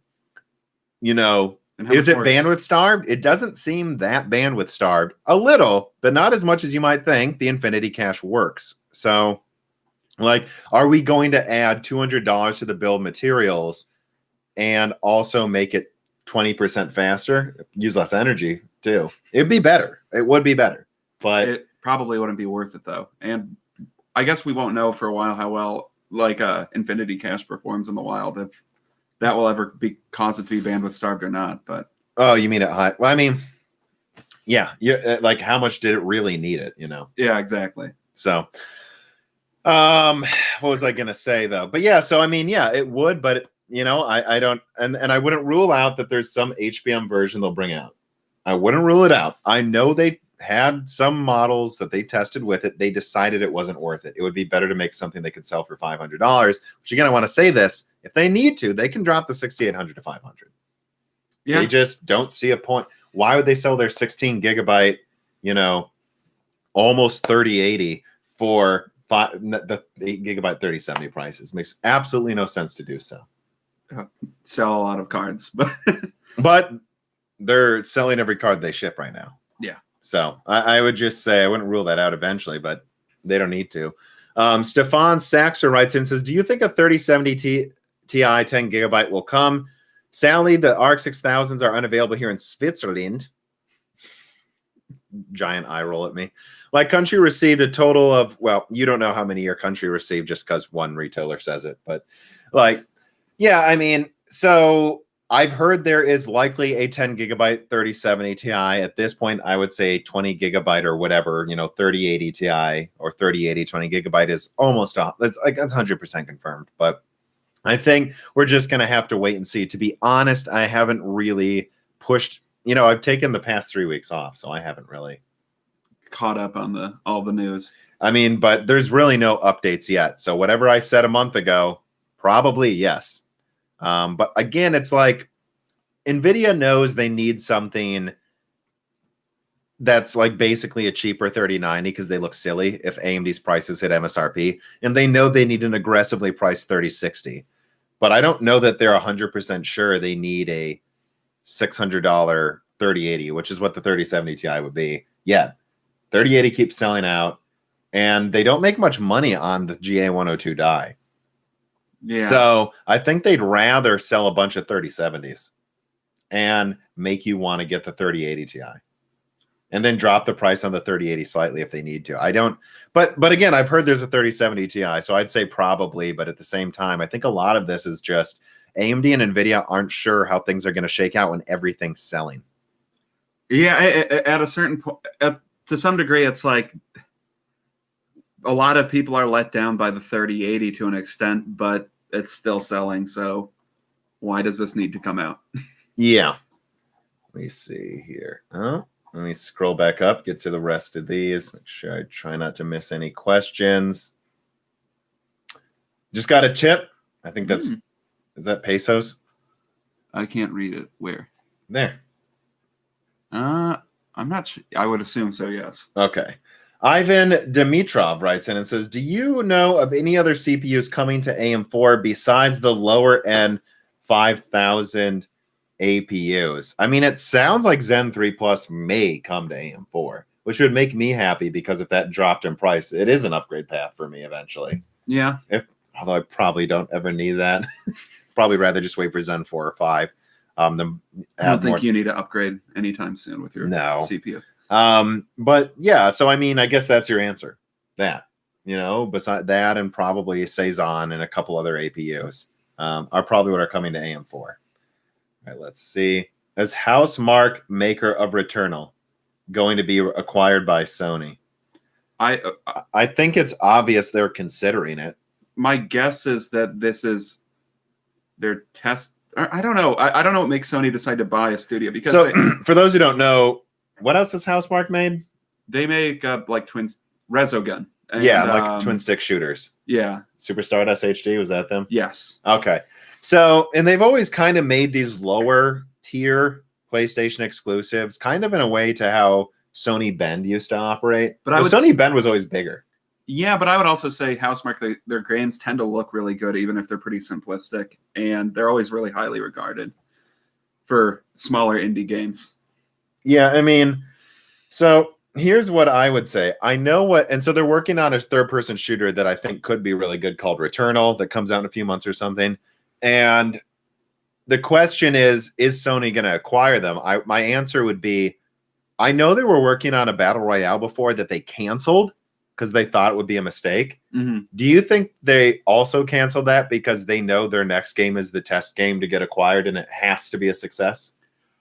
I do actually wonder that a little bit because Sony seems to usually be in bed with a studio a little bit for like longer. 4 years, they say. Well, how long were they in bed with Sucker Punch before they acquired them after Second Son, right? Yeah, I think so. So I could see this. I could see them purchasing this if Returnal goes well. But yeah, but I don't know. But I think, and they always want it to be proven first. So if it does really well or proves itself, like even things like Days Gone, it didn't get the best reception, mostly because the launch apparently bugs were horrible before they patched it. But it sold really well. Yeah. Better than they expected. And so they, are now part of Sony. Well, that was their test game. Ben was already owned by Sony. Oh, okay. Well, what was their test game before that then? I don't remember. Well, I'm mixing up that they were considering closing Ben if that didn't sell well. But yeah, so anyways, let me continue. The answer is a pretty obvious yes, that they're considering buying them, I think. Mr. Unknown writes in and says, will Resident Evil 8 be delayed after this huge leak? Oh yeah, that's right. Capcom got their entire roadmap leaked. That sucks. That was a month and a half ago, wasn't it? Yeah. I kind of forgot that happened. I don't see why that would cause them to delay Resident Evil 8 unless I'm missing something. I don't want them to because I'm excited for Resident Evil 8 though. Let me I'll answer this question this way. Resident Evil 7. So Resident Evil 7 came out 4 years the very beginning. Yeah, almost 4 years ago. And that's made developer Capcom. Where's just the studio made it, I guess then. And then Resident Evil 8. Yeah. So producer, director. It's a different director 4 years later. I don't know that we have. It's slated for an April 2021 launch. I see no reason why it couldn't come out that soon. Yeah. If it was delayed, it'd be to the end of the year, but I haven't looked at the Capcom launch yet. Leak yet. Nor probably will I. Because I don't really care. But I don't know. I don't think there's any indications Resident Evil 8 needs to be delayed. 4 years is plenty of time to work on it. And yeah, and I don't know why the director. And I don't know why the leak would cause them to delay it. Yeah, I don't either. In Driju writes in and says, don't know if you will know, but why do PS power supply manufacturers keep making those 18 plus 10 pins instead of keeping conformity with the standard 24? Just in case someone needs to power some old system. And a lot of OEM motherboards I've noticed still use a lot of older pin counts. Yeah, they do. So that's because that's literally all it is. But I think we're in this era where we're starting to phase this crap out. They're getting rid of Molex pretty soon too. Well, and there's SATA to Molex converters for power. So and Intel I guess I don't know how widely adopted it will be, but I think a year and a half. No, not 8 months ago. Probably they put out that white paper about a new power standard for motherboards that hopefully will take over at a certain point. Zach Miklos writes in and says, when will your AMD versus Microsoft video come out? Oh, yeah, that's the one at the top of the whiteboard. When I'm ready to talk about it, I just know it makes some fanboys mad. Some of the behind-the-scenes conversations with Sony, Microsoft, and AMD. That can explain what's going on with some of the performance and decisions that have been made with these consoles right now. I guess I'll tell you guys that much, that's what it's about. I would have to relook at the notes. I basically have a full script that's messy. I'd have to look at the notes and decide if it's ready. Mm-hmm. And I think I want a little more info and a few more releases to compare between the consoles before I'm ready to do it. But yeah, by the end of this year, probably, yeah, it'll be out. But I'm not sure when. You mean the end of 21? Yeah. Let me see here. Anakaz from the Patreon writes in and says, everyone is different, but there is a point where I can just relax my eyes and not notice the hertz.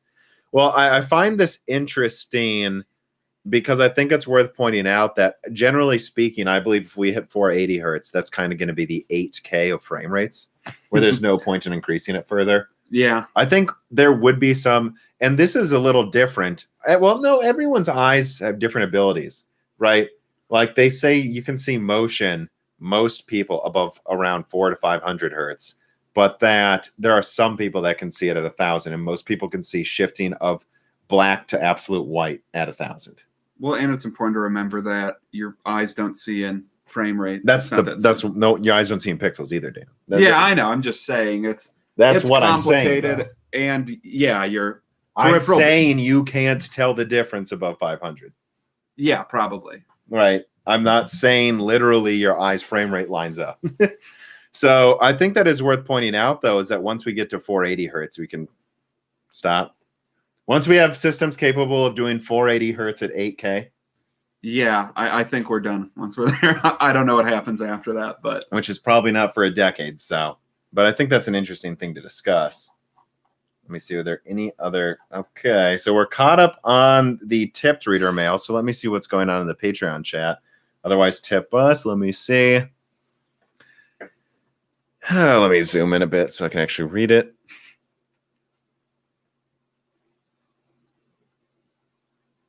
I guess I kind of already answered it, but Charles C writes in from the Patreon and says, I know you touched the AMD driver history, but I have concerns from past issues. Well, I have concerns about NVIDIA from their past issues. Fermi was unusable to me.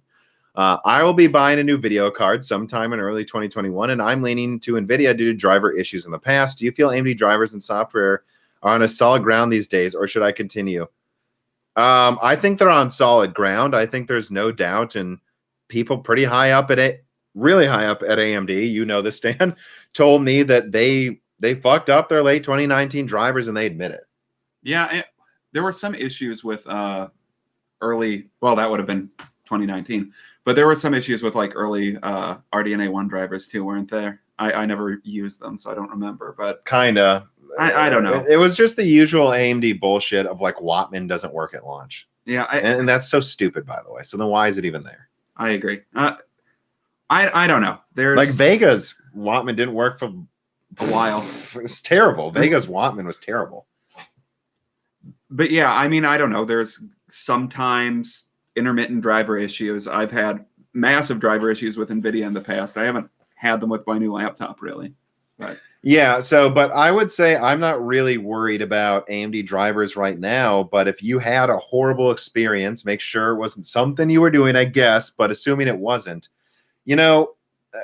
Fermi was such a disaster for me and Dan. We didn't trust them, at least on desktop, till about now. Yeah. So your mileage will vary, and it was just bad. And Kepler drivers were bad too. So it was several gens of horrible drivers. I think AMD's, I haven't honestly been bad most of the time. They've just had blips where they're terrible.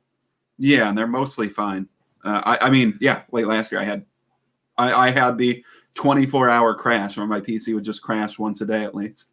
Yeah. Let me see here what other questions maybe we've missed. I'm looking at the Patreon, guys. So yeah, I'm gonna focus on Patreon questions or tips on YouTube, depending on what you guys want right now. Got any info on upcoming VR games from Voodoo? Not really. I'm kind of surprised Valve is, well, I'm not surprised. Valve wants you to buy their VR headset. You know they're going to bring Half-Life Alyx to other VR platforms officially soon, or within a year. They'd be idiotic not to. I hope they do. I mean, I don't know, you know. But in terms of other VR games, for me, the biggest thing is PSVR, if that comes out and it's actually wireless, or, you know, because again, it's like when it comes to VR, it's like it's already complicated enough having to worry about all these drivers and components on PC. I want it to just boot up and work. I'm really not that interested in PC VR. I know. Have you used it before? I don't remember if you have or not. I thought you said you had. Yeah, I used it with our friend Brock, and the thing just didn't have sound for some reason, and we couldn't figure out why. Yeah, I've just heard the setup is a nightmare with, especially PC VR.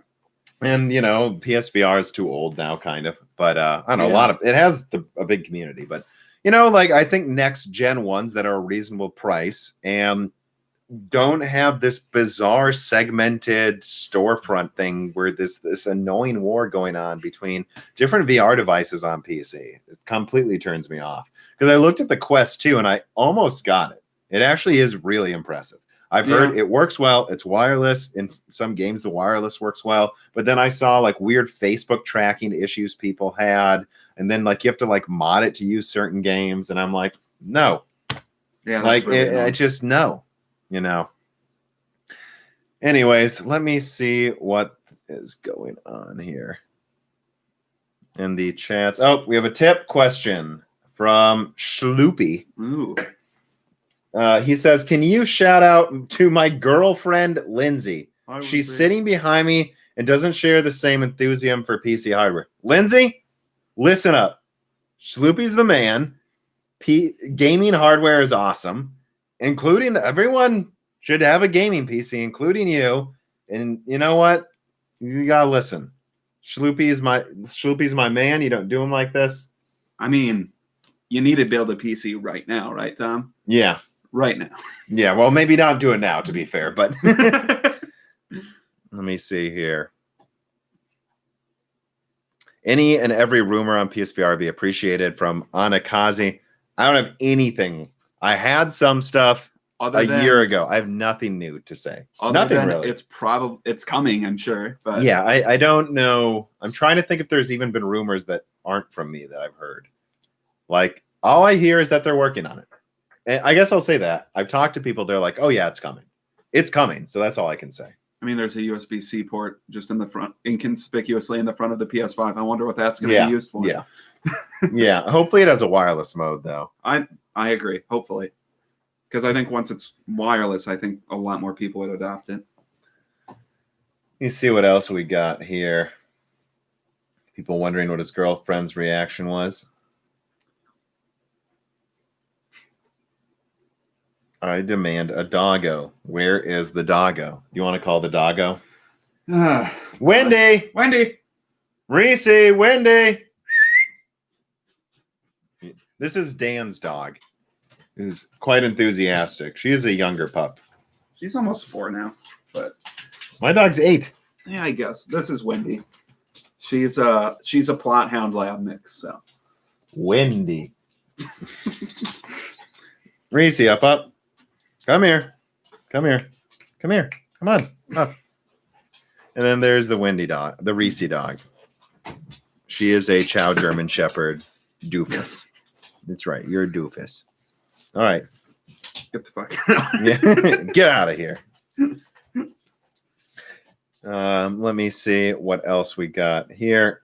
All right. Let's see. Any other questions, though? I'm looking at both the Patreon feed. And otherwise, I'm trying to think if there's anything else to talk about after I drop my pen. She was in frame. I looked at the camera. You could see her enough. Do a Modern Warfare 2 dog scene. No. Metal Gear Solid news. I talked about Metal Gear Solid really in depth in whatever that was. Like, was it 76, I think? Probably 2 news episodes ago, 2 or 3. Yeah, I think it was 76. Just listen to that. That's what I know about Metal Gear Solid. Again, I've taken the last 3 months off, guys. 3 weeks, you mean? Boom Bosling is like, are their new GPUs coming from AMD? I mean, yeah, they've released 3 and 1 die, and the top one, the 6900 XT, wasn't even going to be released. So, yeah, I mean, they've got at least 2 Navi 22 cards, and then at least, I would assume, at least 1, but probably at least 2 Navi 23s. Let's see, people throwing out predictions. Distributed computing, do you participate? What was that? Someone asked, do you participate in distributed computing? I mean, I mine. That's distributed computing.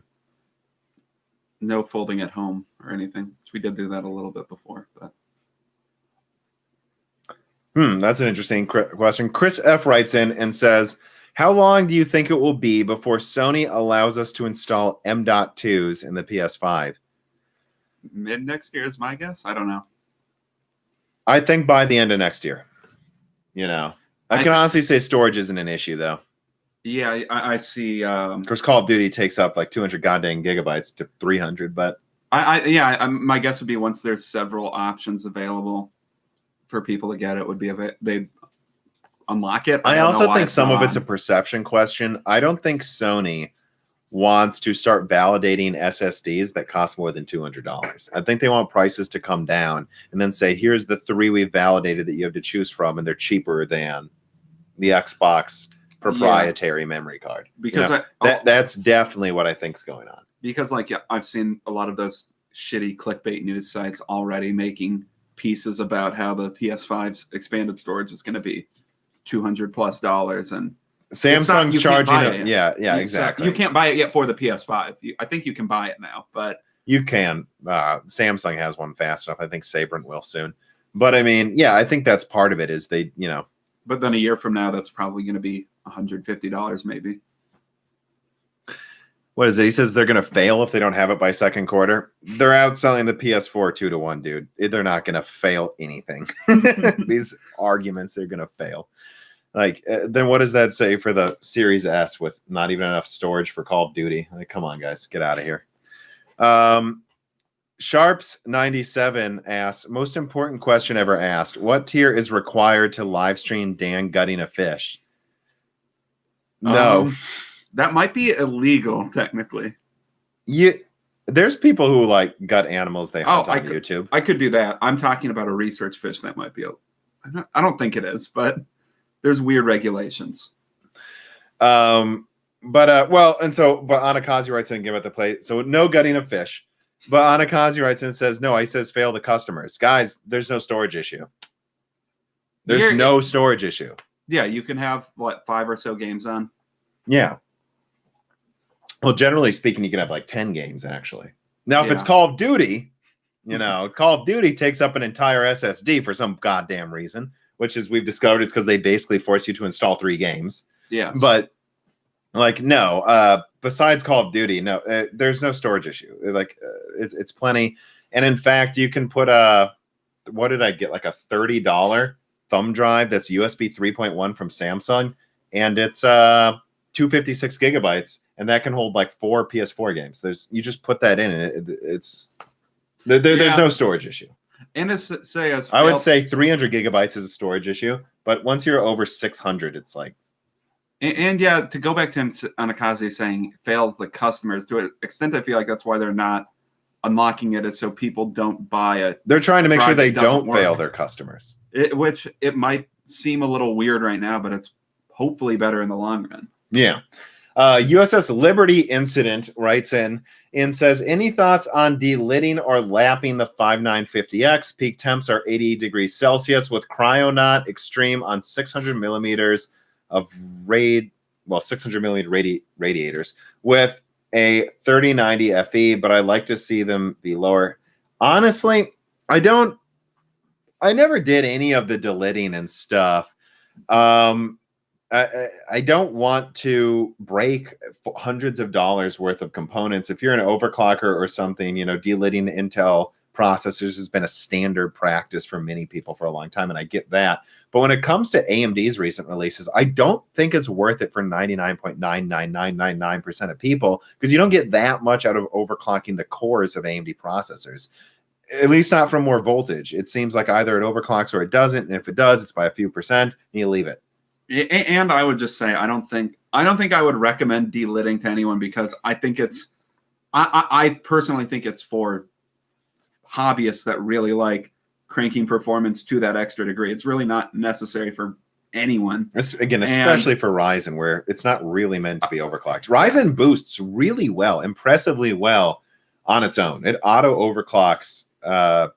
Precision boost overdrive PVO. It works really well. Yeah, and I would just never recommend doing something that I couldn't say I can personally do it easily without breaking something. Yeah, and I'm never going to do that. I'm never going to pretend, oh, anyone can just do this and now it's a fair argument. I don't think some people probably can. I see a lot of people screw up a lot of simpler things, and I don't mean that in a bad way. I mean, most people just want to get a PC and game. And it's like, I don't think it's worth it for most people. And if it's not worth it for me, it's not worth it for anyone but crazy enthusiasts. Yeah. Rasbo writes in and says, do you think virtual resolution is coming in Adrenaline 2021? And will it support Navi 2, 1, and Vega 20 like AMD promised? It's coming. I guess what you're basically asking is when is AMD going to add their competitor to DLSS is what I think, unless he means they don't have virtual resolution in there, but I think they do. I have it. But I don't know. I think I think AMD. I can't promise you when AMD will have a competitor to DLSS, but I think it's bad they don't have it now, and I think it will be insane if they don't have it by the end of Q1. Yeah. Look. Right now, it's not too late because it doesn't quite matter that much yet. I've already touched on how I think the fact that you can't use dynamic resolution with DLSS kind of makes DLSS useless in multiple games to me. And there's only a handful that really use DLSS 2.0 well. So it's like, it's still debatable how much of a gimmick it is versus a real thing, but it's almost a real thing, and it is a big boost in some games. It is. Yeah. And so AMD needs an answer, but they have their high-end cards out now, and they're selling them for less than Nvidia, generally speaking. But they need it for the 6700 XT, is what I'm saying. They need the answer to DLSS out for the 6700 XT. It's a much bigger deal for the weaker cards, especially. Yeah, and especially with they're calling it 2.1, right?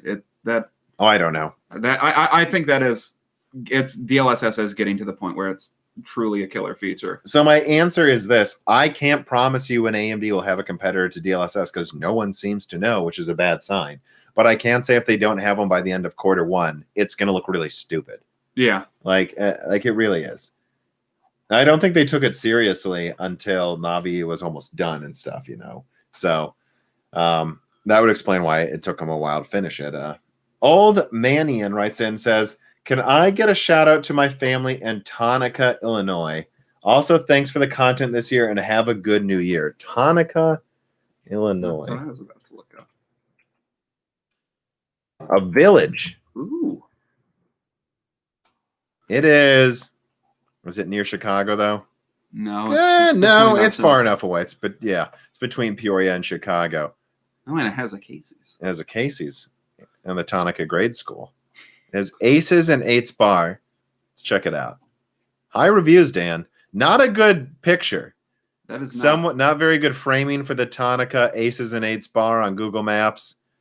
This looks like some good onion rings, though. They have an Elvis impersonator there, so that's cool in Tonica. So, yes, that will be your Tonica shout-out. Thanks for supporting us from Tonica, Illinois. Who's a fellow Illinoisan? Yeah.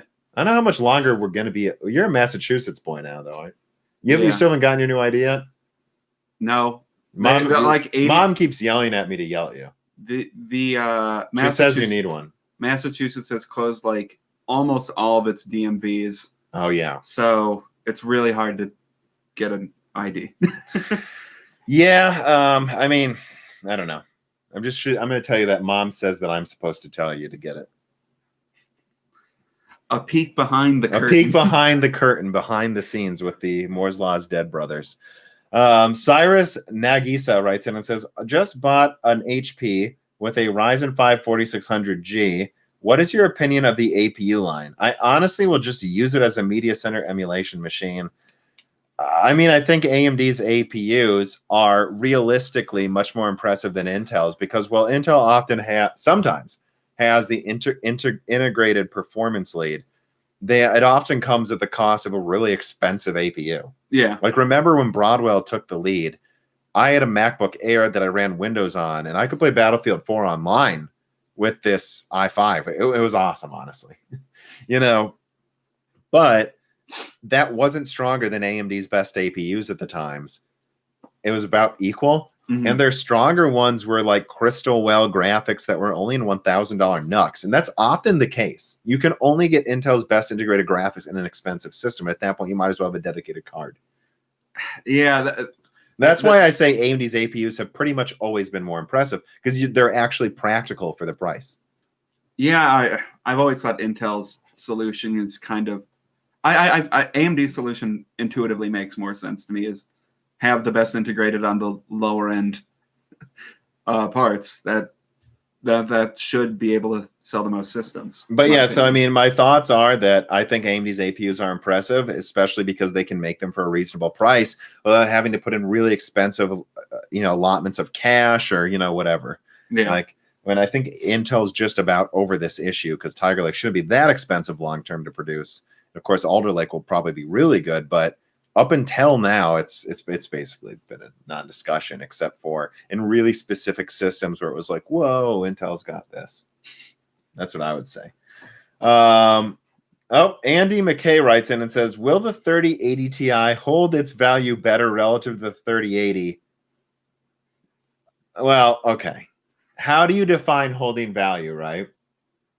I think before the 4000 series comes out, yes, the 3080 Ti will hold its value better. And you can see that 2080 Super sell for kind of too much more than a 2080 on eBay. Yeah. The higher up the stack, the more they kind of hold their value in the short term. Long term, there's a floor in pricing. So eventually, if you look, all graphics cards drift towards the 80 to 150. Yeah, like everything is. Like I got a 660 Ti, 3 gigabyte, to test against a GTX 580 3 gigabyte to do a Fermi versus Kepler test in retrospect video. And I insisted on paying less than like $70 for a 660 Ti, and I found one. But most of them were selling for the same price as like a 7970, and that was just stupid. But that's because all cards eventually, if you give it enough time, become $100. Yeah. Not right now. Not right now. Everything's insane right Everything's now. Insanely priced right now. But yeah, so in the short term, yes. Very long term, no. By the time the 4000 series releases, hard to say. I think if it has 20 gigabytes, maybe. I mean, 4000, so that's probably 14 months from now? I don't know. I wouldn't surprise me if they got something out by the end of next year. I think they'd be wise to. Yeah. I think it would behoove them to. Ooh. Asterix writes in and says, you said Nvidia was deliberately holding back stock to pump up prices a while back. You think that's still the case? It's not still the case. I think it was then, and it was confusing, but now we know they were selling them to miners. Yeah. Now we know why Nvidia was. They were selling things to miners because they didn't have any competition in do-it-yourself, so they had no reason to supply that yet. Yeah. And they wanted the pent-up demand in gamers. But do I think they're still doing that? No, I don't. And I think it's obvious. You see people in the Discord getting them, Yeah, I mean, if you're just refreshing your web page a couple times a day to check, you'll probably be able to get one eventually. It's not going to happen day one, probably, unless you're really lucky. But damn, dead air. I'm sorry. Talk about something while I write this down. Well, I'll just say, Joseph, I think that says Loria gave us $10 and didn't ask a question. So thank you, Joseph Loria. Yeah. You're a pretty cool guy. He's really the coolest of guys, Joseph Loria, if you think about it. What a selfless, really saint. Yeah. If we're thinking about it, comparable to Gandhi. Arax Morningstar writes in and says, do you think that Bloodborne PC port will finally arrive after Everyday Rumor Conspiracy early 2021? I don't know what the Everyday Rumor thing is. I've talked about Bloodborne on PC. I'm assuming after Horizon got announced, a bunch of people said it would be Bloodborne next. I think Bloodborne. I'm told it's almost. You know what? No, I'm told it's 100% confirmed by multiple people. So, and I've said that. So, if I just had to bet money on a PC game that will be ported to PC, I would bet Bloodborne. When we know Elden Ring's coming, do you think there's a chance they're not releasing it yet because they want people to buy Demon Souls now, and then they're gonna wait till I think late next year, Bloodborne. I'm told it could come anytime, but it's not out. So I wouldn't be surprised if Elden Ring, if they announce Bloodborne for PC like as March like next year, and then in July next year they'll show gameplay of Elden Ring that will come out in like February 22 or something. Yeah, and like from Sony's perspective, which I believe they own the Bloodborne IP. Yeah, yes. Sony owns Bloodborne. So from Sony's perspective, they want you to get a PS5 for Demon Souls right now. And they also know that Bloodborne would be good advertising for something with it, not a Demon Souls 2 yet, but certainly for like if there was a Bloodborne 2 that Sony's working on, that would not surprise me. Or Elden Ring. Well, actually, so I think they're going to space it out in between them. So I would guess mid next year it'll be announced by mid next year. Actually, let me double check that. I don't think Elden Ring is Sony, so that I don't know if it would make sense for that Sony one. Isn't, but they're going to sell it on their console though. Yeah, unless Sony and From Software came to like a joint agreement, like to release Bloodborne on PC to semi-advertise. I don't think Elden Ring's an exclusive. No, it's not. Okay, you checked. I don't think it is. Yeah. Let's see. Rory the dog writes in from Patreon and asks, kind of been out of the loop for the past few weeks. So have we. Now I hear that NVIDIA's next gaming architecture is Lovelace instead of Hopper. Do you know if Hopper has just been delayed or if it's just going to be for data center? No. That's my answer. And that's why I'm not going to harp on or double down on what's going on with Hopper or Lovelace. Not that I ever was really sure that Hopper wasn't just like a professional MCM. Like I suggested that several times, that Hopper could just be for the professional market or something. I'm on record saying that. So all of these things are far out. People keep asking me. I'm more confident in what I know about RDNA 3. I'm confident in what I know about Hopper. It's just not that much. I'm MCM. Yeah. Probably 5 nanometer, guys. Yeah. Well, so when it comes to Lovelace, I don't think there's much to say. We were talking about Lovelace today, though, and the rumor that it has 18,000 CUDA cores or something. And it's just like, considering how horribly utilized CUDA cores are in Ampere at the higher levels, 18,000 just almost like adding 80% more again seems a little silly to me. Yeah. Unless it's on Samsung 5 nanometer or something, and the only thing they can do is not get high clocks, but pump out more cores. Yeah. I mean, that's what that suggests to me. Yeah, I don't know. Nothing really else to add but that. Joseph Loria writes in and says, oof, I did, but after I paid, first time donating this way. Well, Joseph, remember, if you're a patron, you can just ask as many questions as you want, but let me see if I can find his other question. Oh, there it is. Oh. Okay, wait. So Joseph Loria's question seems to actually been, since everybody was blowing their wads on tech products this year, do you think it will soften sales for next-gen products next year? Maybe. I don't know. We'll see where we're at next year. I suspect next time won't be as bad. Yeah, I mean, I think the big thing that was driving demand was people that have disposable income were buying things because they were bored due to the pandemic. I think that's what was driving purchasing. I think that it just can't be underemphasized that demand is coming from this pandemic. There's more rolling shutdowns all over the world right now.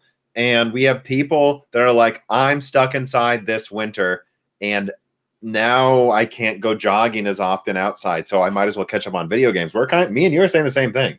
We count ourselves lucky we got the PS5, So yeah, and I'm not in like some super well-paying job right now, but I was lucky enough to. I never once lost employment during the pandemic because I had a secure job, and I'm lucky in that fact. Yeah, I do think things will start to become more normal next year, and I do think things will soften. I do. That's what I'm saying. I would bet things will soften. Would I bet $1 million? No, but I'd bet money that things will be better next time around. Of course, get ready. Here comes COVID-28 or something. That'd be fun. Yeah. Anakazi tips $10 and says word. It was a very generous tip from a patron, I believe, Dan. No? There you go. Okay, let's see.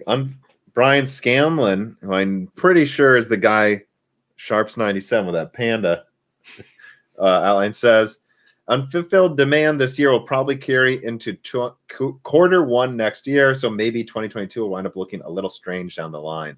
That's why I've decided to like remove some things and like realize that like some of these conversations, the availability discussions in 2022, if someone watches some of those videos or to listen to a podcast from 2020, they'd go, what are these idiots talking about? Why are they talking about it so much? But they'll just have to accept that that's all anyone would talk about at that point. Yeah. I think a lot of these availabilities discussions are going to look very ridiculous and overblown in the future to people, future generations. Illyrium asks, is the $1 patron have access to Discord? It's the $2. So I guess I'll just say the $2 gets you access to the Discord, gets you to the exclusive podcast Die Shrink every other week, and it also and the ability to ask questions of guests that come on the podcast. And then I believe there's something else too. And also at the Discord right now, you can be asking questions for free. At the $4 tiers where you get the early entry access for Broken Silicon, Hits and Gems, the back catalog of Broken Silicon and Flyover States, you get podcasts earlier than other people. You get to ask reader mails in every podcast. I mean, yeah. Yeah. And then the $10 and $20 tiers, you basically get access to extra rooms where you can talk to me more in depth. Or you get to, there's also voting you get access to at the $4 tier, I believe. Yeah, the $4 tier, you also get to vote on what we talk about on Die Shrink. And if you're at the $10 tier or higher, you can vote like 3 times. So I'm like, why would you not get more votes? Yeah. But anyways, so yeah, that's how that works. Someone asked. The CCP plan. Okay. Don't talk about that. I started reading, Dan. All right, let me see. The 9th dude writes in and says, who would you like to do a podcast with in 2021? I mean, I don't know. If we could get some of the biggest tech tubers, that would be cool. Yeah. I mean, if we could get Gamers Nexus or Linus or something like that. I mean, I'm always open to talking to anyone, really. I like bringing in outside ideas. Yeah, I mean, it stops you from having tunnel vision. I mean, yeah, those two I would definitely say would be cool. They're huge names in it, and I think they're really good at it. Outside of that, I continue to, and I got someone who worked in game development recently. I think it was one of the best episodes. And he talked about the current business models and what's going on with Games Pass and like microtransactions. So that's really good. You know, listen to the AAA game developer, or I think what was he, game experience person. And outside of that, though, I want an actual game developer. I might be able to get on a software developer, again, a new one, who can talk about some of the stuff going on with ray tracing soon. But outside of that, I want someone who worked at DICE to come on or something.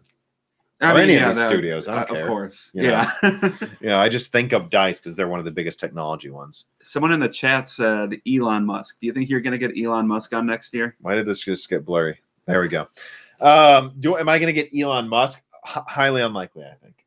Okay, just thought I'd say almost as likely as, maybe more likely than Joe Rogan.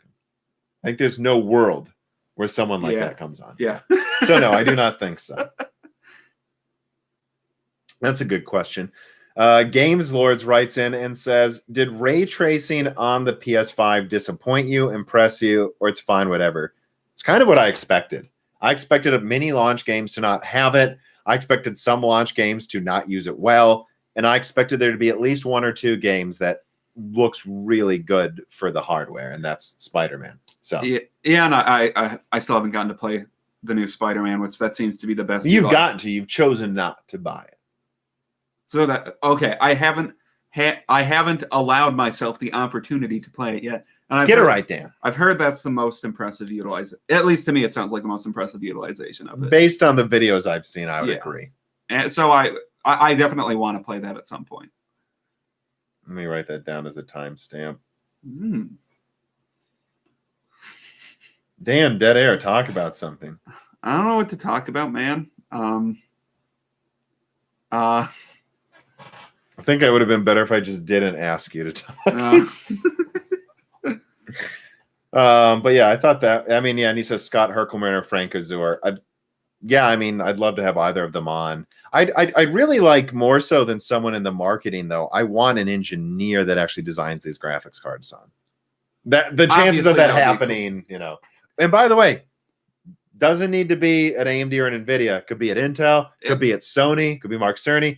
Anyone who actually helped make some of the decisions on how to organize what RAM do we use, how much RAM, that type of stuff. I think that'd be a fascinating discussion. And it's not like it needs to be like the Jim Keller. Yeah, it's not like it needs to be the top engineer like Jim Keller behind it. Like, even like a lower or mid-level person would probably be interesting. Yeah. Well, Anakazi writes in and says, sounds like that Spider-Man was a better implementation of ray tracing than Watch Dogs. Dude, ray tracing sucks. Like, and they were talking about how this is a good example because they insisted for some reason using ray tracing on the console. Ray tracing engine they use is clearly made for Nvidia, so they shouldn't have bothered. All evidence points to if they wouldn't have put ray tracing on the consoles, they could have run it almost ultra 4K 60. Instead, it's 4K 30, which is idiotic. The most next-gen thing about the next-gen consoles is the lock 60 hertz. Wouldn't you agree?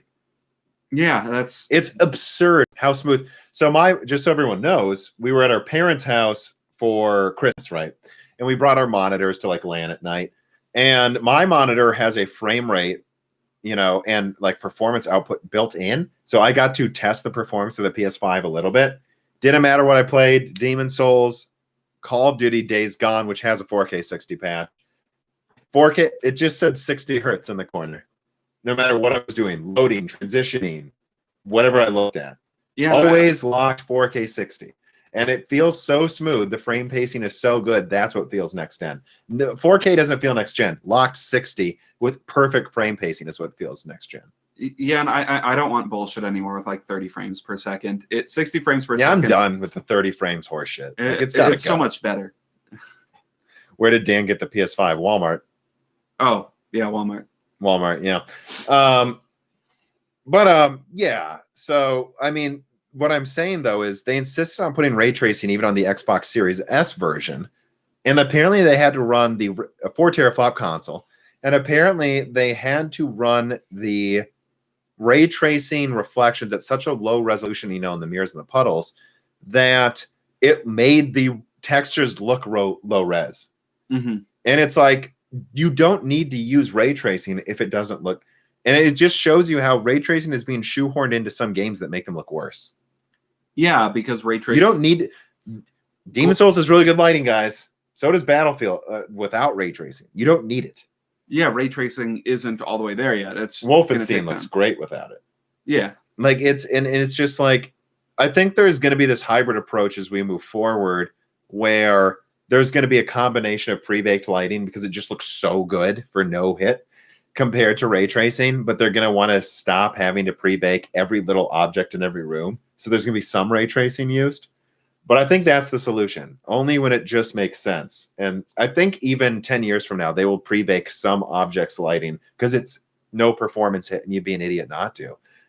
Yeah, and that is unless ray tracing gets so easy to run, which I don't see happening until RDNA 5. Yeah. Like I thought Ampere may be the one. It was the opposite of that. It was really just a raster increase again. Mm-hmm. Less of a ray tracing increase than Turing. Turing went to almost nothing to, actually being a thing. Yeah. Yeah, but dynamic resolutions and the frame reflections, the ray tracing reflections would be good, he says too. Yeah. Let's see, Nathan. Let me see what else there. Well, isn't Call of Duty Warzone on PS5 and Xbox Series X mostly stable 4K 120? Well, I know Black Ops is. I don't know what's been patched for that. But yeah, it is. It looks really good. And yeah, he says they used 4K ray trace shadows, and that was an interesting decision that everyone says looks better than. Yeah, it's a good example. Yeah. Speaking of that, I know we're late to the party, but we tried Call of Duty Warzone. We really like it. Yeah, it's pretty fun. It's way better than I expected. No other battle royale gripped me at all. I really didn't like Fortnite. Sue me. I didn't like it. And you can. I'm not telling you can't. I didn't. We liked Firestorm and Battlefield, but it just felt like an extra game mode, not like a big thing. Yeah, and Hackers kind of ruined that one. Well, yeah, hackers ruined Battlefield Online, yes. But it seems to not have them now. But yeah, Call of Duty's Warzone, I recommend trying it. I mean, we tried it because we got Modern Warfare, which Modern Warfare was way better than I expected, the new one. Yeah. Really good. Like, really good. I love the campaign, the multiplayer. To me, it was the sequel I always wanted from Call of Duty 4, finally. Not Modern Warfare 2? I did not like Modern Warfare 2. I beat it. I played it for a bit. I didn't like it very much, you know. Just me. Not telling you don't have to like it. Maybe a little bit. Dante Lunas writes in and says, is there any chance the 3066 gigabyte will be $250 in your opinion? I'd say there's a chance. Gamers Nexus was talking about that, and he doesn't leak stuff unless he's sure. But yeah, but he says that's almost sold at cost. Gamers Nexus does. So I believe 300 would probably be more likely then. But I think, I think you'll see. I think it would behoove them to put a real price this time and not this bullshit they've been pulling, especially on a high volume product. I think if they do 3, but I think it's 6 gigabytes, so they're going to feel stupid if it is. I could see them doing like 280 for 6 gigabytes. And then the 12 gigabyte for 350. Yeah. And it's like, but the 3060 Ti only has 8 gigabytes. And I say, I know, it's stupid. I don't know what to tell you, man. Mark Milburn writes in and says, your thoughts on competition from non-x86 contenders, ARM RISC-V, +1 on interviewing Keller. I have talked to both Jim Keller and Raja in person. This was back when we were allowed to travel and speak to people. So who knows? I wouldn't rule out one of them would come on at some point, to be honest. But yeah, it could. I wouldn't say it's impossible. Definitely. If we grow a lot this year again, I think it's definitely a possibility. I don't know how open they are to interviews, generally speaking. But I feel like Jim Keller, for some reason, would be more open.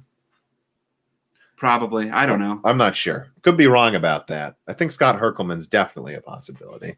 But we'll see. But anyways, my thoughts on competition, I guess I'll put down a timestamp here. Non-x86, and we're at 225. My thoughts on non-x86 competition simply is prove it. Because I've been hearing about how ARM is going to kill the x86 for 10 years. Now I've been hearing since Hot Chips in 2019 that RISC-V is going to kill x86 overnight. Prove it. That's always my opinion on stuff like this. Yeah. I don't know. Like once you implement it, sure, maybe we can talk about it, but until it's there, it's theoretical. Yeah, I know. I mean, and as far as I think a lot of times people mix up, a product with some of its like bullet points. Mm-hmm. Like ARM isn't only like, it's not like ARM is what made Apple's M1 that good. Apple's engineers are. Yeah. And people keep seeming like they don't understand that to me. Like Apple themselves says in interviews, they see the M1 as the first Apple architecture based on ARM, not an ARM CPU. It's the first gen of Apple. And that's why it's good. And it's good because they help optimize the apps for it. They designed the processor around the apps that they know it's going to use. That's why the M1 is insane. This is what happens when you program to the metal. That's why you get Spider-Man ray tracing. That's so good. It's programmed to the metal, probably. That's why the M1 is so good. They control everything. The hardware design, the software optimization, and then programming and designing both for each other. That's why it's so good. I don't think it's because it's ARM, and I think the same for RISC-V. I think there are inherent advantages and efficiency to ARM and RISC-V, but also that AMD keeps pulling rabbits out of hats with how efficient Renoir is. And from what I hear about Alder Lake, it could be another rabbit pulled out of a hat, this time by Intel. Not betting on it, but it sounds like it could be. So I think you've got to remember that even if there is like an inherent advantage to ARM and RISC-V, it's only in certain types of operations. And they're competing with AMD and Intel with a lot of money. Yeah. So I think what I would say is I think they'll both become more ubiquitous. Microsoft clearly wants ARM to be more ubiquitous. They clearly want Windows to support ARM and stuff. And wiping out x86, no time remotely soon. Don't worry about it. Yeah. That's my opinion. Lycon Zero writes it and says, what happens when we run out of nanometers? We're at, like, literally, if you're 0, we're out of the nanometers. We're at 7 now with 5 nanometer. Yeah, by the end of this year, I'm sure there'll be some 5 nanometer. Well, there are. The M1 is 5 nanometer. There's already 5 nanometer products. And 3 years we'll be at 1. So, and then we'll be at like 4 in 2022. Yeah, 2022 for some products. Probably be more of a 5 nanometer year, though. It'll be at 3 by 2023. We'll be at 2 by 2024. Yeah, so I'd say more like in 5 years. And I don't even know if we'll be to 1. It'll be like 1.5 or some marketing term. Well, and the problem also is these are all marketing terms too, aren't they? Like the actual size of the transistor, or based on how the real measurement is done, isn't actually 5 nanometers if I understand the marketing BS correctly. Because maybe I'm incorrect. There is a thing they have to do to say it's that, but yeah, it's pretty much marketing at this point. Maybe I'm wrong. Almost entirely marketing. My understanding was that the theoretical limit is 2 nanometers. Pretty much, yeah. So I wouldn't be surprised if we see like a 0.5 nanometer thing advertised, even if it's not quite to 2 nanometers truly yet. No, like Samsung's 8 nanometer is marketing. It's really just 3rd gen 10 nanometer. Yeah. Although the density is pretty close to early TSMC 7. So I think it's fair marketing. Yeah, it's fair marketing. It's just scientifically probably inaccurate. And they packed a shit ton of transistors into that space. Yeah. So, I mean, yeah. I mean, what's next? Silicon. I really think silicon is the standard for the next decade still. I think we will start seeing some products that aren't silicon beforehand, but I don't think it's going to be everything. And I think because of 3D stacking, they'll be like, yeah, these cores are whatever, right? But the rest of it's silicon because it's so much cheaper. And before we move off of silicon, we'll probably come to like, I mean, like what you see with the PS5 is custom chips, like ASICs, FPGAs. Yeah, co-processors. Some of them are silicon, some of them aren't. Yeah. Yeah, I think so. Roy Stoltzner writes him and says, full path games, Quake 2 RTX and Minecraft are super impressive. I think Minecraft's impressive. I'm just being honest. My opinion, the Quake RTX so doesn't impress me. Like, that's not my opinion. But at our best now, textures and modeling to me are getting close to real-time lighting is the next step, in my opinion. It's a generational leap in how natural it is. Yes, but it doesn't look better. Natural doesn't look better. And I think you're seeing that in a lot of games now. They're choosing to make some parts of the image not realistic because it pops more. Yeah. Realistic is not better. And so will people buy the more realistic game, or will they buy the game they think is more pleasing to the eyes? Pre-baked lighting is often more impressive looking. Yeah, and that's another issue that I think we need to talk about. As the closer you get to photorealism, the more artistic license gets removed. And I think at some point artists are going to want to make stuff that looks somewhat unrealistic because it looks more interesting, even if it's not realistic. And that's why I think for the foreseeable future, it's going to be both. There are just some things that are worth pre-baking because of how much performance you get and how good it looks. Yeah. But then there are some things, you know. All right, so let me see here. Well, we've been going for 2.5 hours. I did intend to make this an extra long one if people were sticking around because, we took a few weeks off. I don't know what else there's to talk about, though. So if there's any last-minute tips, do it now. If anyone in the Discord has last-minute questions, do it now. If there's something we haven't talked about that we've missed, feel free to tell us. We have not been paying attention to gaming hardware for 3 weeks. We've basically just been playing Demon Souls and Modern Warfare. Yeah. Yeah, pretty much that's it. Yeah. So, I mean, what else is there? Do you think we will get cheaper Zen 3 if AMD needs to? Yeah, but it's like, I think Zen 3 Plus might be out before then anyways. Do we get cheaper Zen 3? There's Zen 2 that you can still buy. That's just, I think, what they're doing. Yeah, like they're just going to phase out Zen 2. Yeah. Yeah. So, see, New Year's resolutions or hopes for 2021. I don't know. I just hope tomorrow's tomorrow. Well, almost tomorrow. Almost tomorrow is 2021.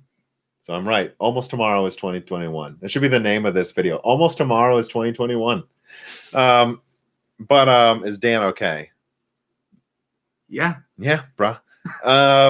I mean, my hopes for next year are that the hardware continues to be interesting, and I think it will, and that everything else goes back to being fucking boring. I'm so tired of the other news. Yeah, this Can year's I been go exhausting. back to not having to know what's going on in the world? Yeah, this year's been It really used to be a exhausting. hobby that I would read up on foreign news. You know, like I minored in international studies. I love reading about what's going on all over the world. I wish it was a hobby again and not a horror movie. You know, it used to be a hobby. What's going on in France? Not a hobby right now. Nothing is. Yeah. Arcane311 says, I just want to thank you, Tom and Dan, for being a source of tech and hardware information and discourse. I love watching your videos and listening to your podcast. Well, thank you, Arcane311. Thank you. Arcane's definitely okay. He's pretty cool. You're okay. He's better. Probably. Yeah. Battlefield 6. It's coming. I don't know what else there's to say about Battlefield 6, except I don't need a source to know that DICE has a lot to prove again.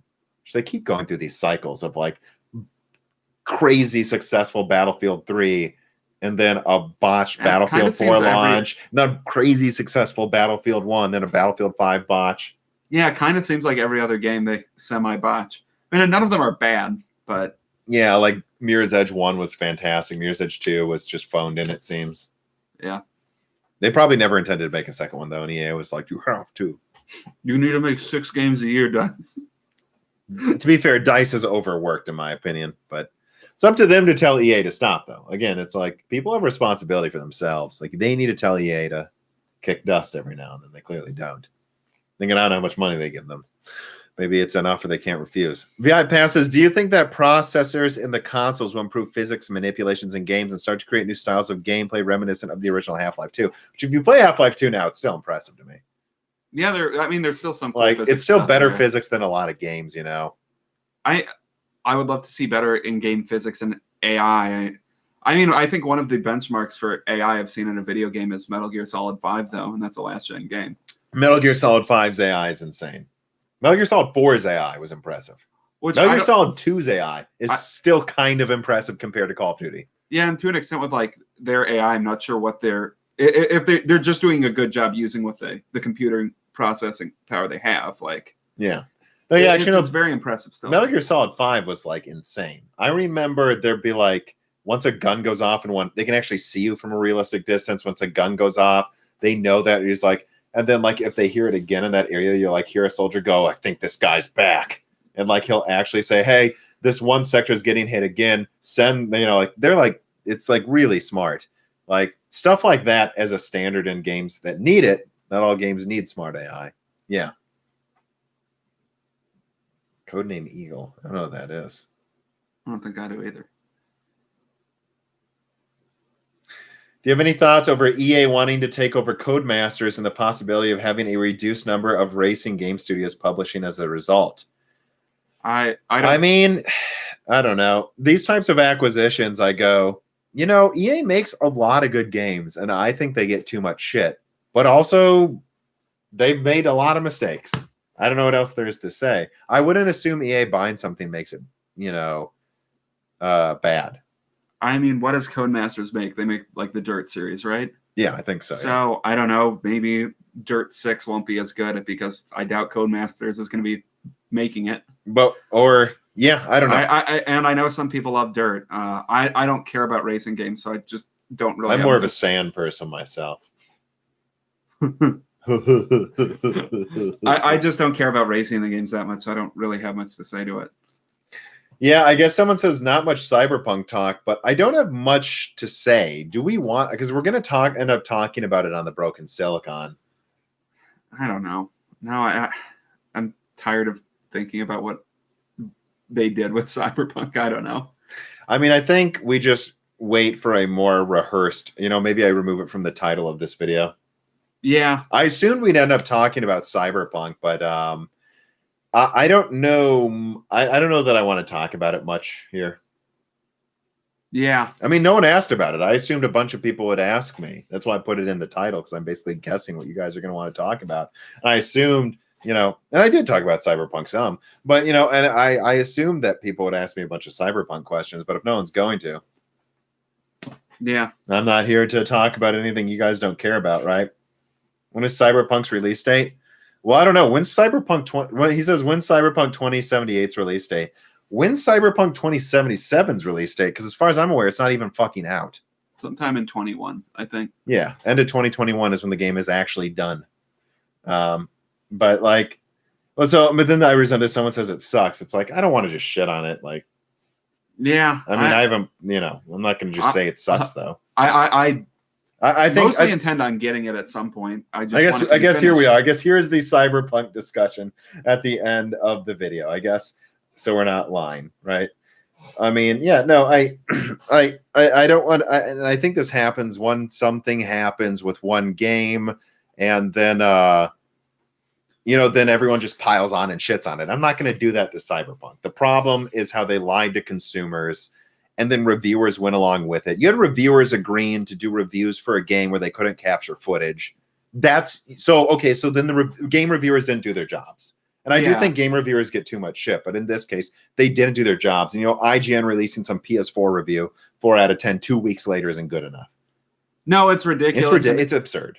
I guess I don't know what NDAs they have to sign, but I think a stronger stance would have been if several of the big companies like Kotaku, IGN, GameSpot, if they would have just said, we're not reviewing this because of the embargoes, which they should have done. Like, it was a ridiculous, clearly anti-consumer embargo, in my opinion. I would say the most annoying thing for me about not being, shall we say, soft-spoken enough to get graphics cards from these companies or games for reviews, although I never looked into that. I bet I could get some games to review. Is that I never get a chance to do what I think reviewers should do. And by that, I mean, if they would have, if CD Projekt would have told me, you can't capture footage of this game. And then you played the game and it didn't work. Buggy and broken and was running on I would have broken my embargo. And if that puts me on CD Projekt's shit list, then they can go fuck themselves. Because a game's reviewer's job is to review a game. And when you can't even show the game in your review, that is so anti-consumer. And I'm so tired of people defending this. That's anti-consumer. You're not even showing the game. This isn't a debate. If you think reviewers should be allowed to do reviews where they don't show reviews, then you're making this industry worse. And that's what annoys me so much about the CD Projekt Cyberpunk thing, is because it just feels like a failure on all levels. We have CD Projekt hiding the last gen version, lying to gamers, and then acting like it's okay afterwards. And then we have reviewers going along because they think they have to go along, which they did. There was hype, and reviewers clearly thought they couldn't say a bad thing about it. You see this with the Xbox and PlayStation and Nintendo exclusives too, where they think they have to say good things about God of War, Halo, or something, and you don't. Just be honest. So they failed them. And then consumers saying, please fuck me harder. And when I see consumers defend lying, cover-ups, anti-consumer practices, maybe we deserve to get fucked because this is pathetic. You were lied to, and you're defending them. Yeah, it makes me want to vomit. That's honestly, guys, that's why I was so quiet too this December. I was really disillusioned with the gaming community. And this is Reddit's been just hilarious. Ride CD Projekt's dick if you want to, but I'm not going to. Well, they should just stop releasing games on consoles so people don't complain. Sure, and maybe they shouldn't have. Look, CD Projekt should have focused on only the PC version so it doesn't freeze every time you play it. Yeah, and I heard that. And they should have delayed the console version, but they didn't. They lied. And we're pretending that's okay. I've heard, well, they're making 9 versions of the game technically, and it's like, okay, make fewer versions if you can't fucking make 9 versions of the game. That's your fault. And I don't understand how that's a defense for lying to consumers. I mean, there's multiple lawsuits about the game now. They're getting sued. I think there's a class action for people that bought the game, and there's also a class action for being brought up for investors in the company too. So yeah, they fucked themselves. I don't know what else to say. Yeah, and I don't understand the defenses of what they did. I don't understand the defenses of any of these companies, AMD, Nvidia, or game developers.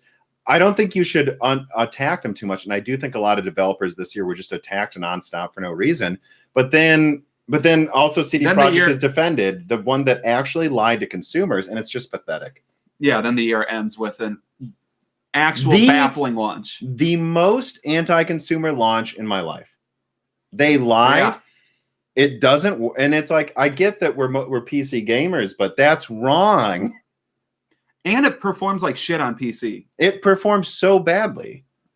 Like if you bought a 3090 to play games at 30 frames per second, okay. You know, it's just the game should have been delayed. And they could, and by the way, and this is what really annoys me too, is like there are some people that's like, well, what else could they do? Not lie? Like there are so many things they could have handled differently. Like they should have delayed the console version or the PC version, because I understand the rock and the hard place they were stuck between. Putting it on last gen consoles gets you a ton of money.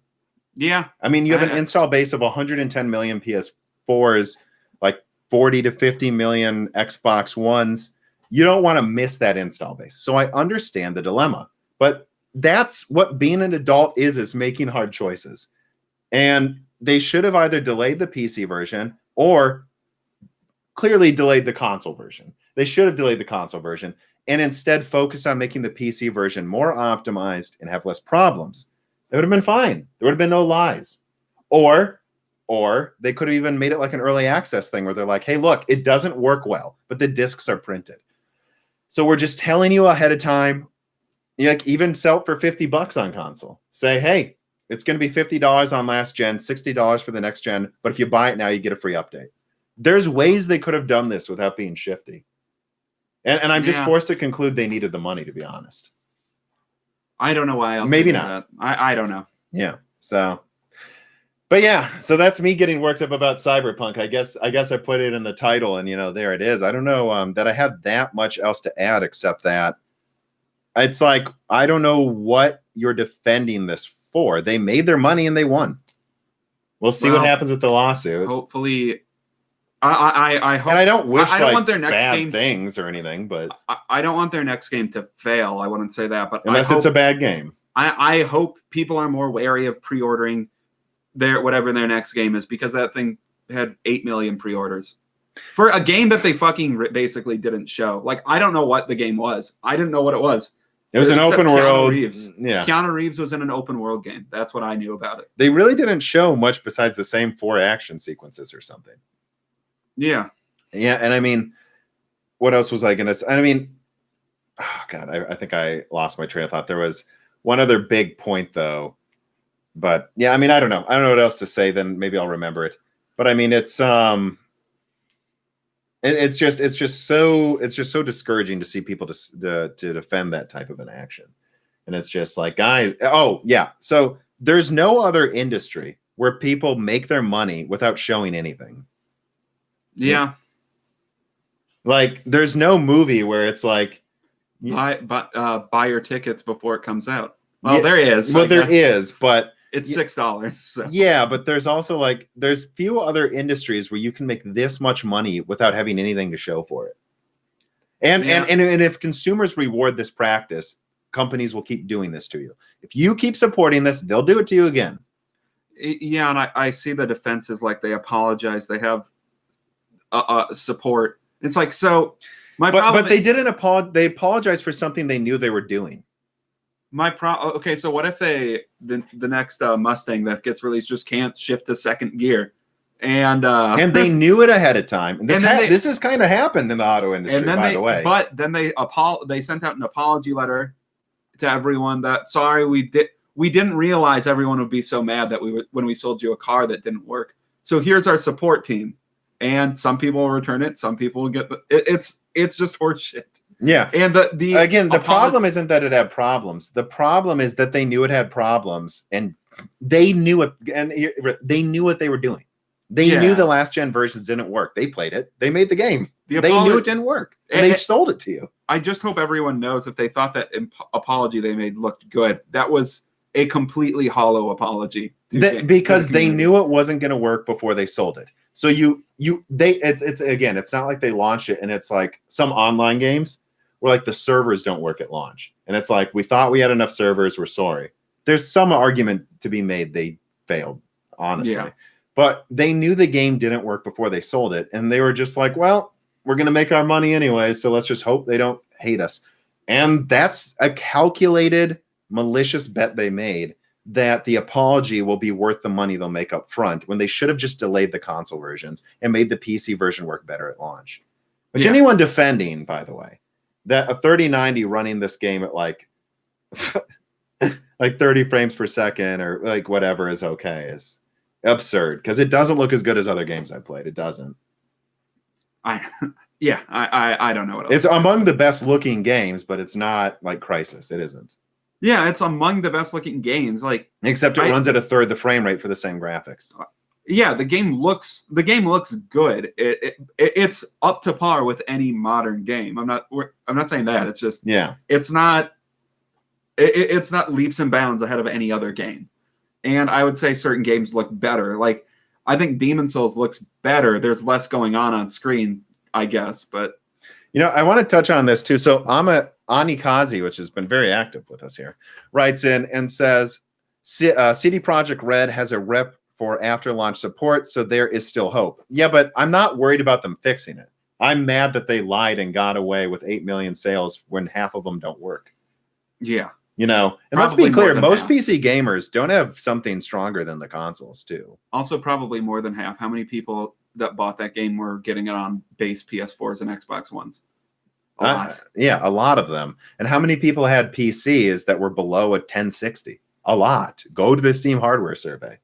And they, So I'm not worried about it not working. I'll get it. It actually looks pretty good gameplay wise. I'm just not supporting it until it works. And a big pet peeve of mine with games is some standard that happened during the 360 PS3 gen, where these games had these day one patches starting to become standard. And we have to accept that day one patches are here and they're here to stay. But I also have to say that I do think people need to start being harsher of these companies when they launch a game that has problems at launch, because there's other games to play now. It's not like when Assassin's Creed came out on 360, and we'd never seen a game like this. Yeah. When it's like a Far Cry 9 and it doesn't work at launch, I'll go pay Far Cry 7. Yeah. And so I think these companies, look, if you need more time to make the game, do it. But when you lie, it's just, I don't know. Well, and that's the double-edged sword of patches is they allow them to fix glitches that were in the game, but I think it's led to an extent devs being lazier than they need to be before launch, where they just most games even have somewhat unforgivable Call of Duty, and Call of Duty doesn't have glitches. I thought you were going to say 75 gigabyte day one updates or something. Well, yeah, that's also kind of unforgivable, is how much they add to the game size and fucking day one patches with like 75 gigabyte updates. Like, yeah, get your shit together and release games that work at launch. And that's the double-edged sword, is they can fix games, but that means they can also release broken games more easily. I mean, I've stopped pre-ordering games a long time ago, though, so I don't know how this happened. I just think the hype for this game was there, and I think this happens in hard years where people say this is going to be the thing at the end of the year that's great. Yeah. And for some people, if you have a strong enough PC and you don't care that you're using a $2,000 graphics card in 1440p, good for you. But I think for a lot of people, it's just they're defending it because they don't want to admit that this just didn't pan out yet. I mean, honestly, isn't that 2020? This just hasn't panned out yet. Like, that's what this year really is. But yeah, okay, so let's wrap this up. I think we're almost to 3 hours. We gave you an extra long one intentionally. But let me see here. Last reader mails here from the people who tipped. So Roy the Dudes just says, thanks. Keep it up. Thank you, guys. Ricardo says, thanks for the great coverage this year and discussing Cyberpunk. Sorry. Well, yeah, I guess we did. Do you agree people should wait on releases before they buy? I think there's some companies like Rockstar and Naughty Dog, and I mean, who else is one? I don't know, right? There's other ones. Like Bungie's got a pretty good track record, of course, Like, there are some companies that have proven they can execute on a good game every time, and there's some that haven't. And I think in general you should lean towards not pre-ordering because there's really no incentive. I mean, what is it even? What was there, an extra hat you got in Demon Souls for pre-ordering it? Ooh. And who cares about the extra hat? That's me. I don't know. It's never been hard to buy a game, so why pre-order it? Especially when you can download them.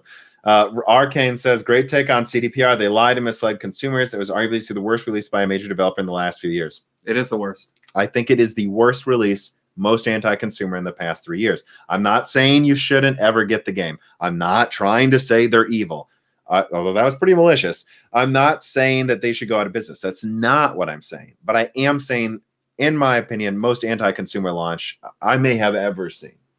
Like, yeah, it's up there. Telling reviewers you can't show footage of the game before it releases, and then lying that like one version, several versions just not working is it's not unforgivable, but they sure haven't asked for forgiveness enough, in my opinion.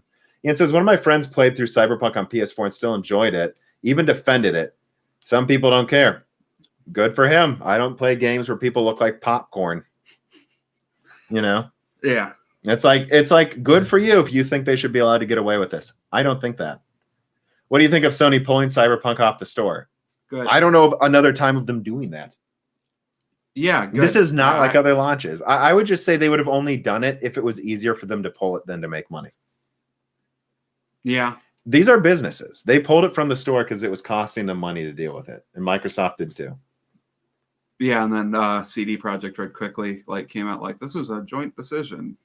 It wasn't a joint decision. They were probably very, very mad. Although, to be fair, Xbox and Sony approving games on their console, what's this approval process? A lot of people have been asking that, though. You pulled it from the store, but you approved the game. I don't know. I've heard of WildStar, but I don't remember what it is. Let's see. Yeah, someone's bringing up like Destiny 2 and other games that had controversial launches. The thing is, Destiny 2 wasn't anything they didn't say it would be.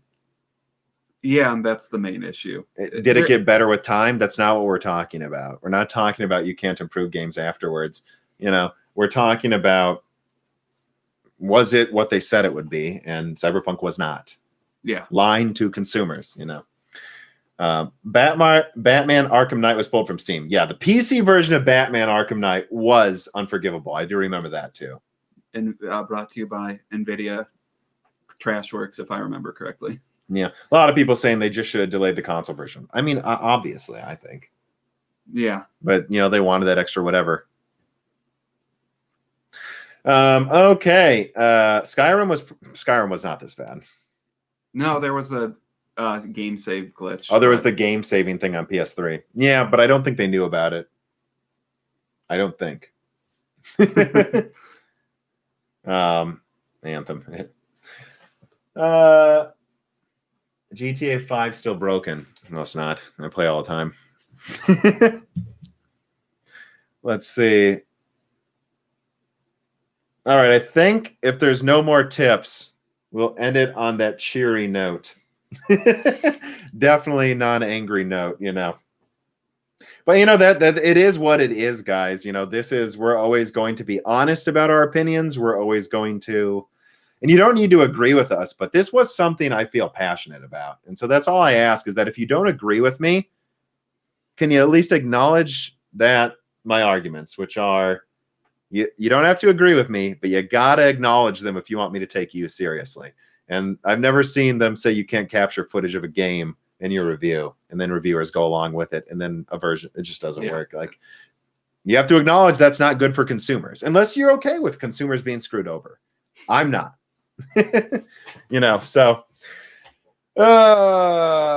anyways, that's it. Remember, we have a Patreon where you could have been asking questions this whole time for free. You get early ad-free access to podcasts, exclusive podcasts like Die Shrink that are never released to the public, and lots of other perks and features. Like, you can ask our guests that come on, like game developers, before we interview them. So remember, there's the Patreon. Remember, the Patreon is what makes this possible. I mean, there's just no way around it. And do remember to share this with your friends if you are not part of the Patreon, though. And like our videos. Everyone listening, we got 900 people here. We do not have 900 likes, and this is a problem, really. But So please remember to like the video and keep your ear to the ground on fixing the autofocus. That's cool. There we go. Focus fixed. And content will start coming out within about a week or so as we go into the new year. So thank you for being with us, those who were in 2020. We look forward to another 2021. And Happy New Year's to everybody. And, even if something doesn't pan out, we hope you find maybe not what you wanted, but what you needed deep down. So we hope for in 2021 for all y'alls. Okay. Don't look at me like that. All Happy right. New Year, everyone. Happy New Year. Goodbye, everybody.